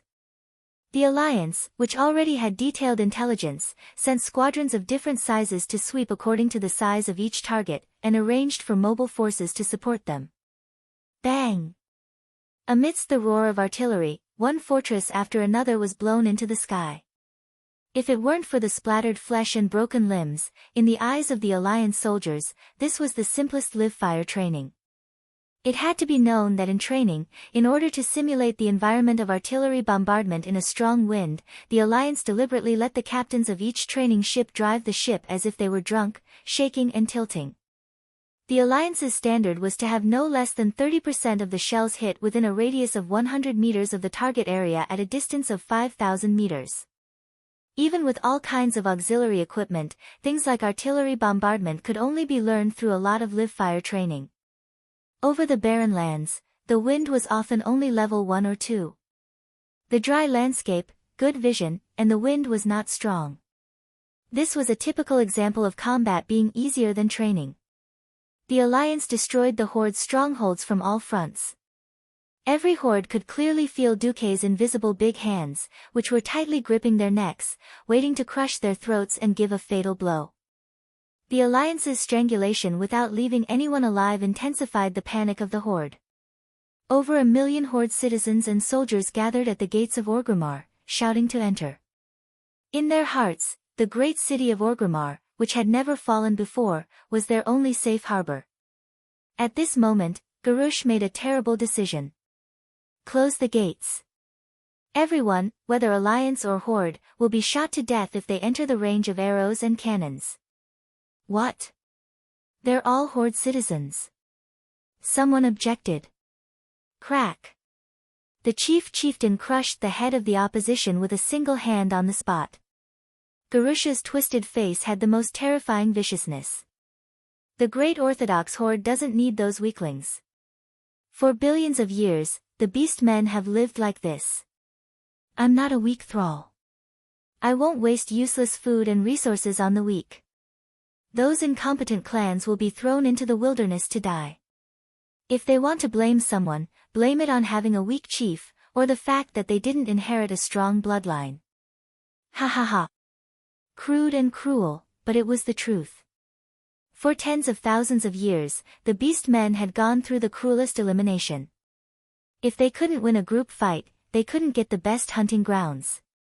Without a good hunting ground, they wouldn't have enough prey to survive the harsh winter. If they couldn't survive, they would either destroy the other clans for resources, or die tragically under the fierce power of nature. This was the traditional beastmen, a typical beastman who followed the law of survival of the fittest. No traditional beastman found Garush's words wrong. Chapter 1966. But now, the Horde was no longer the world of the traditional orcs. If it was in a closed environment like Draenor, not so many orcs would feel that Garush's orders were excessive. After the Great Migration, from the increasingly scarce resources of Nagran to the wider Kalimdor, the traditional orcs' views had actually begun to change under the guidance of the former chief, Thrall. This was a clash of ideas. Many orcs felt that it was natural for them to be protected by the Horde. When they thought that the once brave and invincible, the wisest and greatest chief, Garush, actually made a move to abandon them, they broke down. Fear, violence, anger, bewilderment, confusion, hatred, and all sorts of other emotions intertwined among the refugees. But no one expected that these emotions would instead strengthen the combat power of the orcs who had drunk the Yashaji Blackheart water. Because of the evil of fear, madness, anger, doubt, confusion, hate, and pride, the 7 evils of the Yashaji Blackheart water were born from the negative emotions and negative energy of humans. The mutated orcs became more burly, and more terrifying spikes grew out of every corner of their bodies. This scene stunned the top leaders of the alliance, and even made Tyrion Fordring, who had once opposed the massacre, speechless. In Naxxramas, Duque sat in the seat of the chief commander. In front of the magic mirror image, Duque said calmly, "Now, does anyone else have any objections to my proposal of an eye for an eye?" The leaders of the throne conference were silent. This was not because they were silently resisting, but because the next scene made them eager to try. It was just that they didn't want to destroy the harmonious atmosphere, so no hothead jumped out and said things like, "If there's no objection, then let's do it. I'll count down from 5. Those who object, please provide sufficient reasons. If there are no objections, then it will be regarded as a unanimous vote by the throne meeting." Duque announced, 5, 4, 3, 2, 1. I, in the name of the chief commander of the alliance, announce the execution of the operation to destroy Orgrimmar. Operation Code, Focusing Rainbow. It didn't matter if the focusing rainbow in this life was provided by the alliance. The cruelty of the weapon was not the fault of the weapon itself, but the fault of the person who pressed the firing button and made the decision to use the destructive weapon. It was Garrush who had tried to destroy the alliance, and it was the will of the entire tribe who had elected Garrush to become the great chief. Now, Theon's emotions were extremely complicated as he watched the innocent orc populace mutate under the influence of Gurus, using the people's negative emotions to catalyze the mutation. It was too late. Perhaps they were once innocent. It was precisely because they wanted to become more relaxed and follow a powerful leader without thinking that they could simply obtain more territory and resources and live a better life that they wanted, in the end, had the opposite effect. By believing in the brainless roar, not only did he not gain more, but he also lost himself in it. Everyone could see that this level of mutation was not something that could be changed back after 8 to 10 years in the prison camp. This was a completely different kind of evil creature that could not be saved. The Alliance's action to destroy Twilight Fortress shocked the entire tribe. When Garrush realized that it was impossible for him to hold on just by relying on defense, he finally unleashed another move. Mantis Man. Since ancient times, there had always been some races that were obsessed with the power of the ancient gods and refused to repent. For example, the Faceless, or the Mantis Man. In a surveillance image brought by the Magic Network's connection to the Mage's Eye, it was as if a horror movie was playing. Whoa, gulp gulp, with a strange sound, a Mantis Man was transforming. This 3-meter-tall Mantis Man not only swelled like a balloon, but his pair of scythe-like forelimbs were F***king turning into scythes. The green biological blades had a frightening luster. It seemed that this guy was stimulated by the power of Yasha and was strengthening in all aspects. A simple change in size wouldn't bring any threat to the Alliance. As for the qualitative change, that was another matter altogether. F***ck. What the hell is this? Bulang Bronzebeard burst out cursing. In the image, the enlarged Mantis Man began to grow wings. The rather transparent green wings had the structure of a cicada's wings. Not only the wings, but the entire Mantis Man's back was transforming and evolving, producing the back muscle tissue unique to flying insects. Whoosh! Whoosh! Buzz buzz buzz. From the initial fan-like flapping to the high-speed flapping of hummingbird-like wings, it only took 2 to 3 seconds to accelerate. However, the huge Mantis Man leaped into the air and darted into the sky. We're in big trouble. William was the first to frown. Yes, faster than all the air forces we have now, Cudrin Wildhammer concluded. Cudrin Wildhammer, the commander of the Alliance's air force, concluded and added, "Damn it, only my Scarlet can keep up with these flying mantises' movements." The Alliance leaders made noises as if they were having a toothache. If it's just the Air Force, I'm afraid only the Dragon Army can deal with them, right? At this moment, Duque said, "Jaina, Kale, don't look with mortal eyes, use the elemental eyes." Finally, the two Pharaoh of the Alliance saw it. As expected. Kale, that's confirmed Duque's judgment. That's the shadow elemental energy line, connected to Yasha's heart of Yasha, Jaina followed. There's no time to hesitate. Let's go, directly crush them and end everything. Duque made the decision. Everyone was amazed by the awesomeness of the ancient gods. In a sense, they were the true masters of biochemistry. They could always use their evil powers to create a bunch of messy biochemical combat weapons. Those things might affect the appearance of the city, but their combat power was very strong. In fact, this also proved Duque's judgment. When the Alliance's air fleet encountered this batch of enemies that could fly up to 80 kilometers per hour and had abnormally high mobility, everyone was clearly not used to it. Although the air fleet lined up in a neat three-dimensional formation and used dense cannons to block the attacks of the flying mantises, the effect was not very good. Hundreds and thousands of flying mantises broke through the dense formation of anti-aircraft cannons and killed their way into the gaps between the ships. Although this was included in the training for the enemy's invasion, the Alliance's air fleet still encountered various problems. For example, they did not dare to shoot at the enemies between the anti-aircraft cannons and friendly warships. When they saw the flying mantises on the deck, they actually forgot to switch weapons and foolishly tried to turn the anti-aircraft cannons around, resulting in them being killed on the turrets. Those flying mantises could even use their sharp sickle forelimbs to cut through the protective armor of the destroyer while flying at high speed. Fortunately, at the critical moment, Queen Sylvie, who could not stand it anymore, decisively summoned the Wind Elemental Army into the battle. Chapter 1967. If it had been the previous two critical times, such as during the Wrath of the Lich King period, perhaps the flying mantis would have been useful. Now, let's just forget about it. The Alliance's anti-air cannons might have been broken through. In fact, this was only the outermost circle. A mature commander would never allow his army to lack layers and buffers.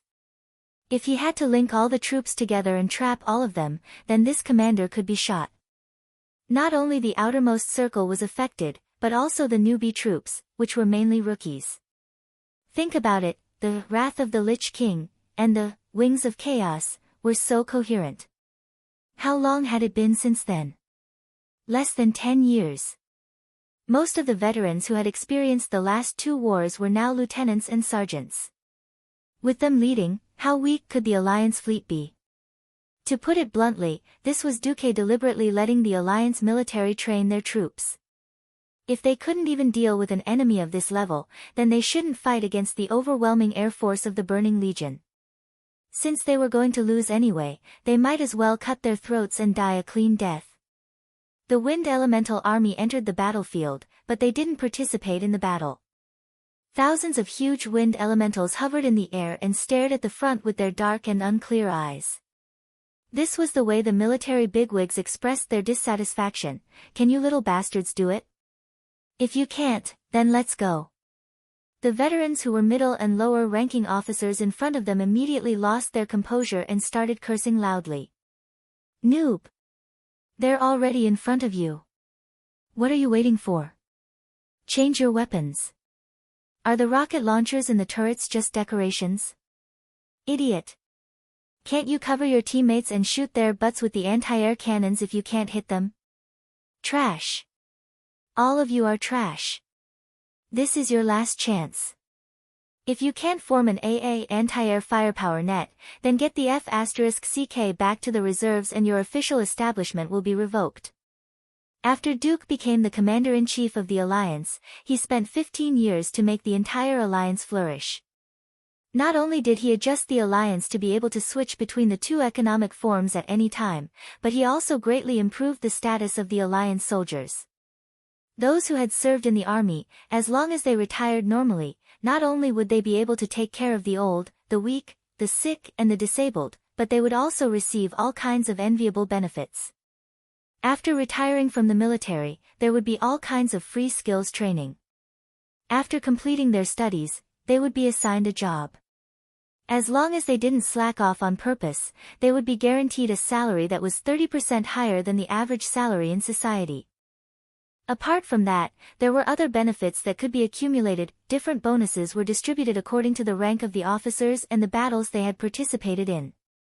For example, those who fought against No Cent would receive No Cent mining dividends, which could be distributed until the soldier died. During the cataclysm, those who fought in the Dragon Slumber Temple received the Twilight Dragon Leather Company limited share dividends. Once you get married, you can enjoy tax deductions. In principle, as long as the child was healthy, it wouldn't cost much for the child to grow up to 18 years old. The Alliance's allowance covered most of the expenses. The worst part was that the Alliance encouraged soldiers to marry 2 wives. Du, who had a guilty conscience, signed a special decree. Active and retired soldiers who married 2 wives and had 4 or more children would receive special subsidies. It was a monthly subsidy that was enough to make ordinary people envious. Children can be raised until they reach the age of 16, when they gradually reduce to a reasonable level. At the same time, the Alliance definitely didn't raise lazy people. If a retired soldier had the ability to work and was under the age of 60, he didn't want to work and had money to spend. Sorry, all the subsidies would not be issued. It was this multi-layered blessing of glory, responsibility, and welfare that forged the lofty status of the Alliance soldiers today. As soon as he said that they should go back to the reserves, the recruits were suddenly shocked. Then, as if they were on steroids, they began to perform exceptionally well. Bang! Bang! Bang! The 2 barrels of the twin 113mm anti-aircraft cannon roared. This large-caliber anti-aircraft cannon had the longest range, the highest muzzle velocity, and the strongest destructive power among today's anti-aircraft cannons. As long as it was hit, the 5-meter-tall mantis would be like a kite struck by a machete. It would be directly torn apart in mid-air, turning into smelly limbs and flesh. Tu-tu-tu-tu-tu. The new improved version of the twin 40mm Bofors STAAG anti-aircraft cannon had a super high firing rate of 0.8 seconds per round. It was the pinnacle of today's Azeroth military industry. This kind of anti-aircraft cannon with a shorter range was responsible for creating a terrible metal storm in the air within a 2-kilometer range, turning all the approaching flying mantises into pieces. The more the anti-aircraft cannons got into the zone, the more daring they were to shoot. There were even some guys with excellent artillery skills who dared to shoot the dead zone between the ships. As long as it wasn't aimed at the upper deck of their own ship, the 40mm anti-aircraft cannon couldn't penetrate the thick side of the ship. Instead, it could kill the mantis that was about to reach the ship.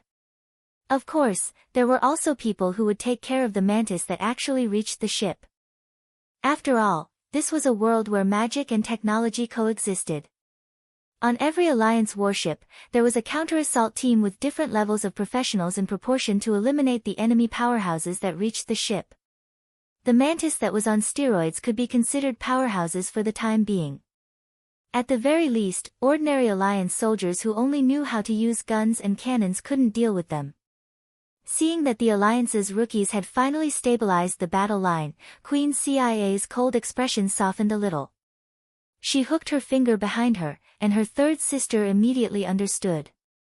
The Queen has ordered the 4th and 5th Wind Elemental Legions to temporarily retreat. The defeat of these creatures that could already be called mantis demons, and the incomparably pitiful horde airships that were forced to fight by the brainless roar in the sky above Orgrimmar turned into fireballs and crashed. This made the horde like a vicious dog that was forced into a corner and could only bark frighteningly, unable to do anything else. The last step of the focusing rainbow operation, activate. Duque said softly. It's time to cut the weeds and eliminate the roots. With so much foreshadowing, of course, the orcs were finished. 30 years ago, the orcs invaded Azeroth, opening the prelude to war and destruction. Duque definitely wanted to end all of this. As a transmigrator, how could he not know that Gurus had built a huge underground military fortress in the Raging Flame Rift in Orgrimmar's Dark Alley area? For ordinary enemies, Duque might as well let the Alliance train their troops, and attack them or something. After all, after the death of the idiot Lich King, the Alliance didn't have any decent attacks. If the goal was total annihilation, then there wouldn't be so much trouble. In the sky, the Dalajan was blocking the southeast, and Naxxramas was approaching from the northwest. Chapter 1968. Looking down from the sky, one could see that this was like a hunt. With the two sky fortresses as the core, the Alliance's fleet began to bombard all the tribal targets around them. As long as they saw a humanoid creature, they would immediately fire a cannonball. The cannons were at least 100 millimeters in diameter or machine guns. On the ground, countless elemental creatures appeared. It was the Fire Elemental Army commanded by Majordomo Executus. With the inverted triangular-shaped Fat Fire Elemental as the main force, more than 100,000 elemental creatures slowly advanced, burning everything they could see. The Alliance finally sent in land troops, allowing Agrima's mutated orc army to finally have a place to fight. They let out muffled, inhuman howls as they charged crazily at the fire elementals. If they subconsciously looked down, they would see colorful insects crawling out from all corners of the dry and cracked red earth, fleeing in all directions with the goal of leaving Agrima. Unfortunately, after being transformed by the Blackheart water in Yashaji's heart, they could no longer be called normal creatures. Not only did the mutated orcs' bodies become uglier, but Yashaji's negative emotional energy also poured into their minds. There was no right or wrong, no self-will, only rage or fear that needed to be vented. What they met head-on was a huge wave of flames created by thousands of fire elementals. The 10-meter-tall wave of flames advanced at every moment, spewing tongues of flame that could burn everything. There was no pity, no hesitation. These fire elementals with weak self-will faithfully carried out their commander's orders. The highly intelligent fire demons were behind them, ordering them around. Something that had never happened in the past 10,000 years was a large group of earth elemental creatures acting as the fire demons' bodyguards. Not every mutated orc had such a violent spirit. Yashaji's negative emotions were diverse. There were mutated orcs who charged to their deaths out of fear, and there were orcs who retreated out of fear. These mutated orcs who had lost their courage screamed and used their sharpened claws to dig into Agrima's towering brick and wood walls, quickly climbing over. Many of them even broke through the walls supervised by the Kukuran guards and escaped into Agrima. They crazily slaughtered any creature that stood in their way. This caused new chaos. Despair, terror, panic, doubt, the pros and cons of the seven fiends were all revealed at this moment. Just as the Orthodox tribe of Orgrimmar fell into chaos, Naxxramas finally arrived at the top of Kalimdor's largest city, which had been built for 15 years and was hailed as the symbol of the tribe's spirit. Orgrimmar was so huge that it almost occupied the entire northern part of Duroder. In real life, Orgrimmar wasn't a small town that could be reached in a few minutes on horseback. Under the management of 2 generations of great chieftains, Orgrimmar was 12 kilometers long from east to west and 8 kilometers wide from north to south. Due to the mountains behind it, the zigzagging city boundaries made it difficult to calculate the area. It was this city that was close to 100 square kilometers that was now under the Alliance's siege. Every single orc who was still sane cried out in alarm when the flying fortress's shadow covered half of the city. They could hear their voices breaking with fear. They could sense the animosity from the Alliance. There was no persuasion, no propaganda. Everything was different from what they knew of the Alliance. They still remembered when Sar was great chieftain, the Alliance gave him almost unreserved support. If there was no food, they would give him food. If there was an injury or illness, they could borrow priests and doctors to cure their addiction to the devil's blood. When Sar said he wanted to go to Nagran to save people, the Alliance gave him a ship without hesitation. The Alliance used to be so kind. Unfortunately, their unwillingness blinded their hearts. They envied the good life of the Alliance people to the point of going crazy, and their ambition fueled their arrogance. At this time, a madman who advocated war resonated with their hearts. Yes. If there was no food, no territory, then they would just rob. Everything was so natural. They raised the banner of tradition and followed the madman to start the war. They saw the Alliance's retreat as weakness, and the small benefits they seized as the prelude to victory. When the Alliance revealed its fiercest claws, the group of orcs who were frogs at the bottom of a well discovered that they seemed to have provoked an opponent that they absolutely could not provoke. Was Garrush wrong to be great chieftain? Did we make a big mistake? We shouldn't have declared war on the Alliance. Ancestor. Is Orgrimmar going to be destroyed? Are we going to die? Are the orcs going to be finished? All kinds of negative emotions spread throughout the city, and screams rose and fell continuously. Other than the rough and angry shouts of the Kyukaran guards, there was weakness everywhere. So what if Yashaji gave them a stronger body? They couldn't fly. This situation where they couldn't even resist, not even put up a last fight, was what made the orcs feel the most despair. Under the despairing gazes of nearly 1,000,000 orcs, the huge base of Naxxramas that destroyed the Twilight Fortress fell off another layer. Everyone watched in horror as the huge black metal block that was bigger than 10 chieftain halls fell from the sky, aiming at the dark alley in the center of the city. Boom! Boom! It was a loud noise that could shatter the sky and the earth. Every pebble on the ground of Orgrimmar trembled, and in the next moment, they were directly shaken into the sky by the vibration. After being stepped on by countless people, the already solid ground was like a domino. After shattering into countless small pieces, it flew rapidly. From the inside out, it spread all the way. In the next moment, it caused the most exaggerated explosion in Orgrimmar's history. It was a dazzling light that could blind people's eyes. The ear-piercing buzzing made everyone lose their hearing and balance, and their ears were filled with buzzing sounds. After a moment of dizziness, the strongest survivors barely opened their eyes, only to find that in that instant, the explosion had destroyed most of the city, and all the buildings were directly blown away. Dozens of streets were all razed to the ground, and every ruin was screaming and groaning in the flames. The raging fire that engulfed the entire city spread further with the wind blowing from the east to the west. The city that was once full of orc aesthetics was now completely gone, and there were shocking cracks everywhere, as if it had experienced a terrible earthquake. No, even an earthquake couldn't have such amazing destructive power.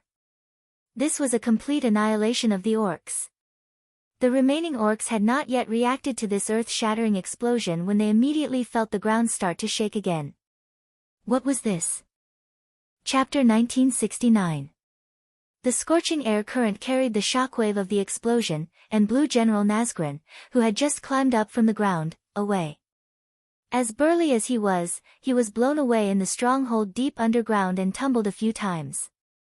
One could imagine how terrifying the attack power of the big bomb was. A large area of the underground stronghold collapsed. When the stronghold was built, there was no expectation of such a terrifying impact.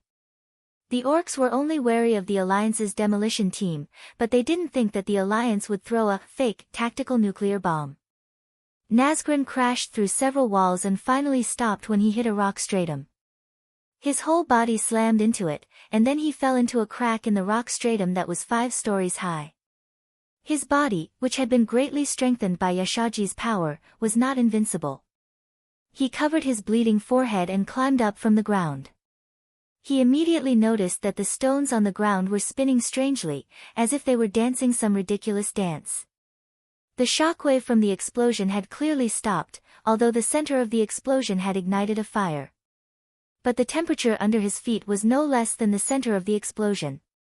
No, this was even worse than that. Gurus Hellscream finally noticed the anomaly as well. The air was filled with the familiar smell of sulfur. It was as if he was in a dragon's lair and was being stared at by an adult ancient dragon. The dragon's breath was so hot that it seemed to be able to burn everything. The dragon's mouth was filled with flames that seemed to be able to burn everything.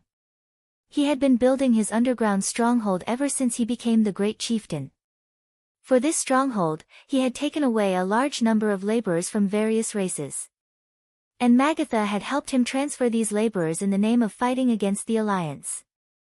The huge underground stronghold was very, very deep. Even a 100-ton bomb like this couldn't blow through and collapse the entire stronghold. Perhaps the layers closest to the ground would become a mess, but as long as the deepest underground palace was fine, Gurus was confident that he could use this underground stronghold to kill all the Alliance invaders and drain every drop of blood from their bodies. At that moment, Garush felt 2 pairs of eyes on him. It was the gaze of Duke Marcus, whom he hated the most. It was as if there was a holy elephant of Duque standing in the middle of a temple in the void, and Duque was holding his father's shackles with one hand while staring at him with a mocking gaze. There was even a hateful smile on his face as if he was looking at a clown. Duque. Duke Marcus. I know you're watching. Come at me if you can. Come and kill me. The Cucuron guards looked at their boss, dumbfounded, as though they had gone crazy for no reason. In fact, it seemed to everyone that Garush was a little jumpy lately. This time, it was different. A voice really came from the void. It was the voice of their strongest enemy. Kill you? I will. But I'm not interested in crawling into a rat hole and pulling out such a dirty person like you. Duque's voice rang out. It sounded like an ethereal voice coming from a tall building in the morning mist. It was full of hallucinatory colors, but every word was clear. What? You dare to call such a majestic fortress a rat hole? The brainless roar exploded. Duque did not answer him. Instead, he mocked, you know what? When a ship is about to sink, the first thing to run out is definitely a rat. Hey! What do you mean? Answer me. You bastard Duque. Garush roared angrily, but received no response. No, that was not entirely true. Duque responded in another way. Rumble. Rumble. The entire Orgrimmar trembled. Even the entire mountain range that Orgrimmar was attached to was trembling. The terrifying heat began to scorch the lowest level of the underground fortress. Ah! So hot. So hot. The Cucuron guards who drank the Yasha Blackheart water were not immune to elemental damage, nor did they completely cut off their sense of pain. They were still living creatures. They could be hurt, afraid of pain, and they could die. When the lowest level of the underground fortress was torn apart like a fragile biscuit by the sudden appearance of the underground camp, Duque's trump card finally showed its brilliance. Bang! It was lava with a temperature of nearly 1,200 degrees Celsius. And it was definitely not normal fire elemental energy. The flames were violent and the temperature was as high as 8,000 degrees Celsius. Ah! Not good. Run. If we don't run, we'll be burned to death. If it was any other situation, perhaps the brainless roar would have killed a few deserters on the spot to warn the others. Unfortunately, in the face of such unreasonable heat, if they did not want to be burnt to a crisp, the only way was to run. Just as Duque had mocked, they ran towards the ground. At this time, the brainless roar finally understood how Duque had done it. No one would have the imagination to imagine that the Lord of Fire, Duque, would be so generous. Duque had directly pumped a large amount of lava from the land of fire south of Mount Hyjal through a tunnel dug by Oro's children, through half of Azhara and into Agrima. If Duque was a true god, perhaps he would have done what the will of Azeroth had done and used the lava from the deepest part of the planet to destroy Agrima. Unfortunately, Duque was not, so he could only settle for the next best thing and use the lava from the land of fire to destroy Agrima. The earth rose in the midst of the rumbling. The tribesmen in the ruins of Orgrimmar did not die immediately. Like the snakes, rats, and ants, they desperately tried to escape the city that they wanted to protect with their lives just a day ago. They screamed and cried. They could not bear the sorrow, pain, and fear in their hearts. In the face of such an apocalyptic disaster, the power of mortals was so insignificant and powerless. Bang! Bang! Bang! A new crimson mountain replaced Orgrimmar. It grew taller and taller, spewing lava and thick black smoke in all directions. The lava that flowed out of the volcano destroyed everything in its path, whether it was the once majestic palace, the sturdy city walls, or the lifeless bodies. After dropping the bomb, Naxxramas, the Dalajan, and the Alliance fleet had already left the sky above Agrima at full speed. The nearest airship was 3 kilometers away from Naxxramas. At this time, almost all the big shots of the Alliance had gathered in Naxxramas. They were not projections, but in person. Everyone had come under Duque's invitation to witness the destruction of the Horde. Duque's gaze seemed to look beyond the present and into the future. His voice was filled with a sense of holiness and determination. Once, Agrima represented the rebirth of the orcs, the rise of the new horde, and the freedom from the control of the Alliance.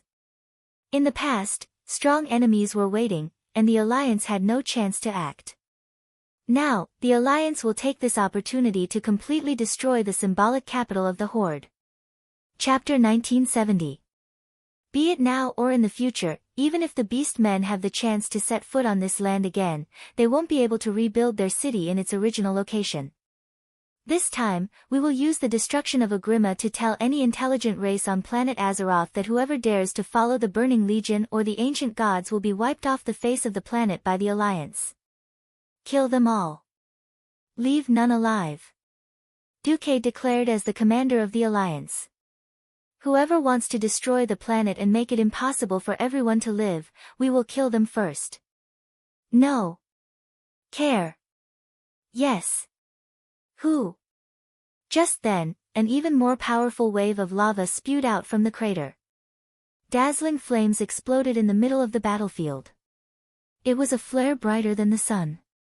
At the same time, countless roaring lava balls flew out, dragging more land into the burning world of fire. This was not a planet-level attack. The lava in the land of fire was not endless. Seeing that it was about time, Duque ordered the land of fire to stop. Agrima and Garusha's underground strongholds were destroyed together. But Garush was not done yet. High energy response. It's a shadow element. Enemy attack. The messenger's voice turned from surprise to fierce. This time, there was no need for the messenger to report. All the big shots of the Alliance saw that in the airspace ahead, a scouting frigate had been destroyed by a shadow element light cannon. Boom! The dazzling light caused the dimmed battlefield to suddenly light up again. It was as if night had turned into day in an instant. Duque pursed his lips. Sally, broadcast it to the whole Alliance. Including those families. Sally understood what Duque was implying. At this time, countless people in the Eastern Kingdom and in the backlands waiting for news from the front lines were pleasantly surprised to see the magic mirrors in the squares suddenly change. The Battle of Agrima was the most important thing for everyone. Due to the information restrictions, everyone could only see the situation in the backlands.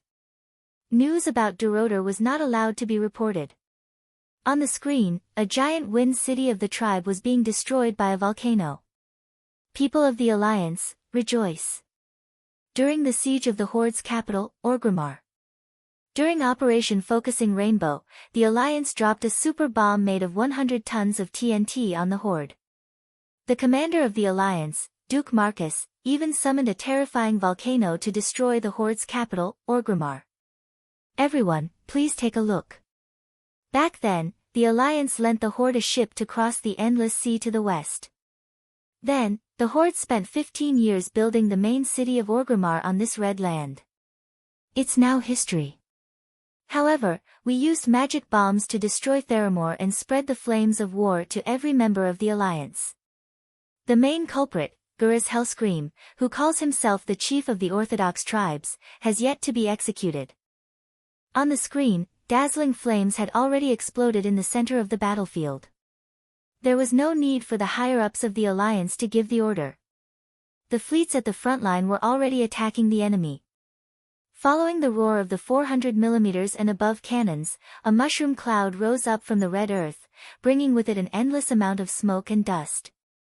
The shockwave pushed the reddish-brown dust cloud over, blowing away tons of dust and debris. Soon, everyone saw a huge black shield rise around a huge figure, blocking all the explosions, dust, and shockwaves outside. That was the power of Yashaji. A higher level of mystery easily rejected the low-level energy reaction. Each heavy cannon weighed more than a ton and nearly 100 kilograms of gunpowder. However, the terrifying explosive power that could blast a 5-story tall tower into the sky was still unable to do anything to the black light shield on Garusha's body. Facing the direct attack of the cannons, the shield only bent slightly and shook for half a second before returning to normal. They noticed that, beside Garush, a huge, ugly heart was beating powerfully. The broken blood vessels of the heart were like a whirlpool, crazily absorbing evil nutrients from the surrounding air, the despair of the horde members before they died, the wails of their souls, and their painful mental fluctuations. All the negative emotions became nourishment for Yashaji's heart. After being transformed by the heart, it was injected into Gurus' body. Although Gurus rushed out of the underground fortress in an extremely disheveled appearance, with more than a dozen charred places on his body, he was ruthless to others and also to himself. He actually used bloodhowl to cut off the injured parts of his body. Then, in the high-magnified vision of the magician's eyes, his damaged muscles were like wriggling earthworms, connecting together and healing at a speed 100 times faster than normal. Ugh! Many of the Alliance civilians who saw this scene retched. In the command hall of Naxxramas, Duque stood up calmly. It's time. Let's end this. The Alliance's heroes were mobilized for the first time in a long time. Whenever conventional combat power could not defeat the enemy, it was time for the heroes to go out. They were both the leaders of the Alliance and the glory of the Alliance. Looking at the Alliance leaders gathered in front of the portal, the soldiers in the command hall stood up in unison, saluted, and gave the highest respect and blessings to the heroes who were about to go out to battle. This time, Duque could use Otter's guardians or the 5 guardian dragons of the Dragon Sleep Temple. He gave up this right. For no reason, he just wanted to put an end to the 30-year war and grievances between the Alliance and the Horde, as a member of the Alliance. As for Brainless Roar, Duque had already cut him down too much. It wasn't to say that he had cut him down to a dog, but this was no longer an equal battle. In this life, there was no great uprising of the Horde. Thrall might have tried, but Thrall, he should have died in the volcanic eruption. Duque didn't have time to sigh. If he could use the volcano move, he had no intention of leaving anyone alive. In the original time and space, the Battle of Orgrimmar, the ultimate dungeon in the Mystery of Pandaria time point, had as many as 14 bosses, a considerable number of which were war machines made by goblin craftsmen. Now Duque couldn't see any of them. In order to prevent the Alliance from invading with mechanized troops, a certain brainless person deliberately made the entrance and exit of the underground stronghold very narrow. In the end, not only did he fail to trick the Alliance, but he also tricked himself in the volcanic eruption scenario. Now there were only 5 bosses left, which was really hilarious. Seeing Duque and his party appear, Gurus let out a deafening roar. Duke Marcus, you despicable person. Don't you dare to fight me fair and square. Sure, first throw away that piece of rotten meat next to you called Yashaji. How about we fight fair and square? The corner of Duque's mouth curled up into a cold smile.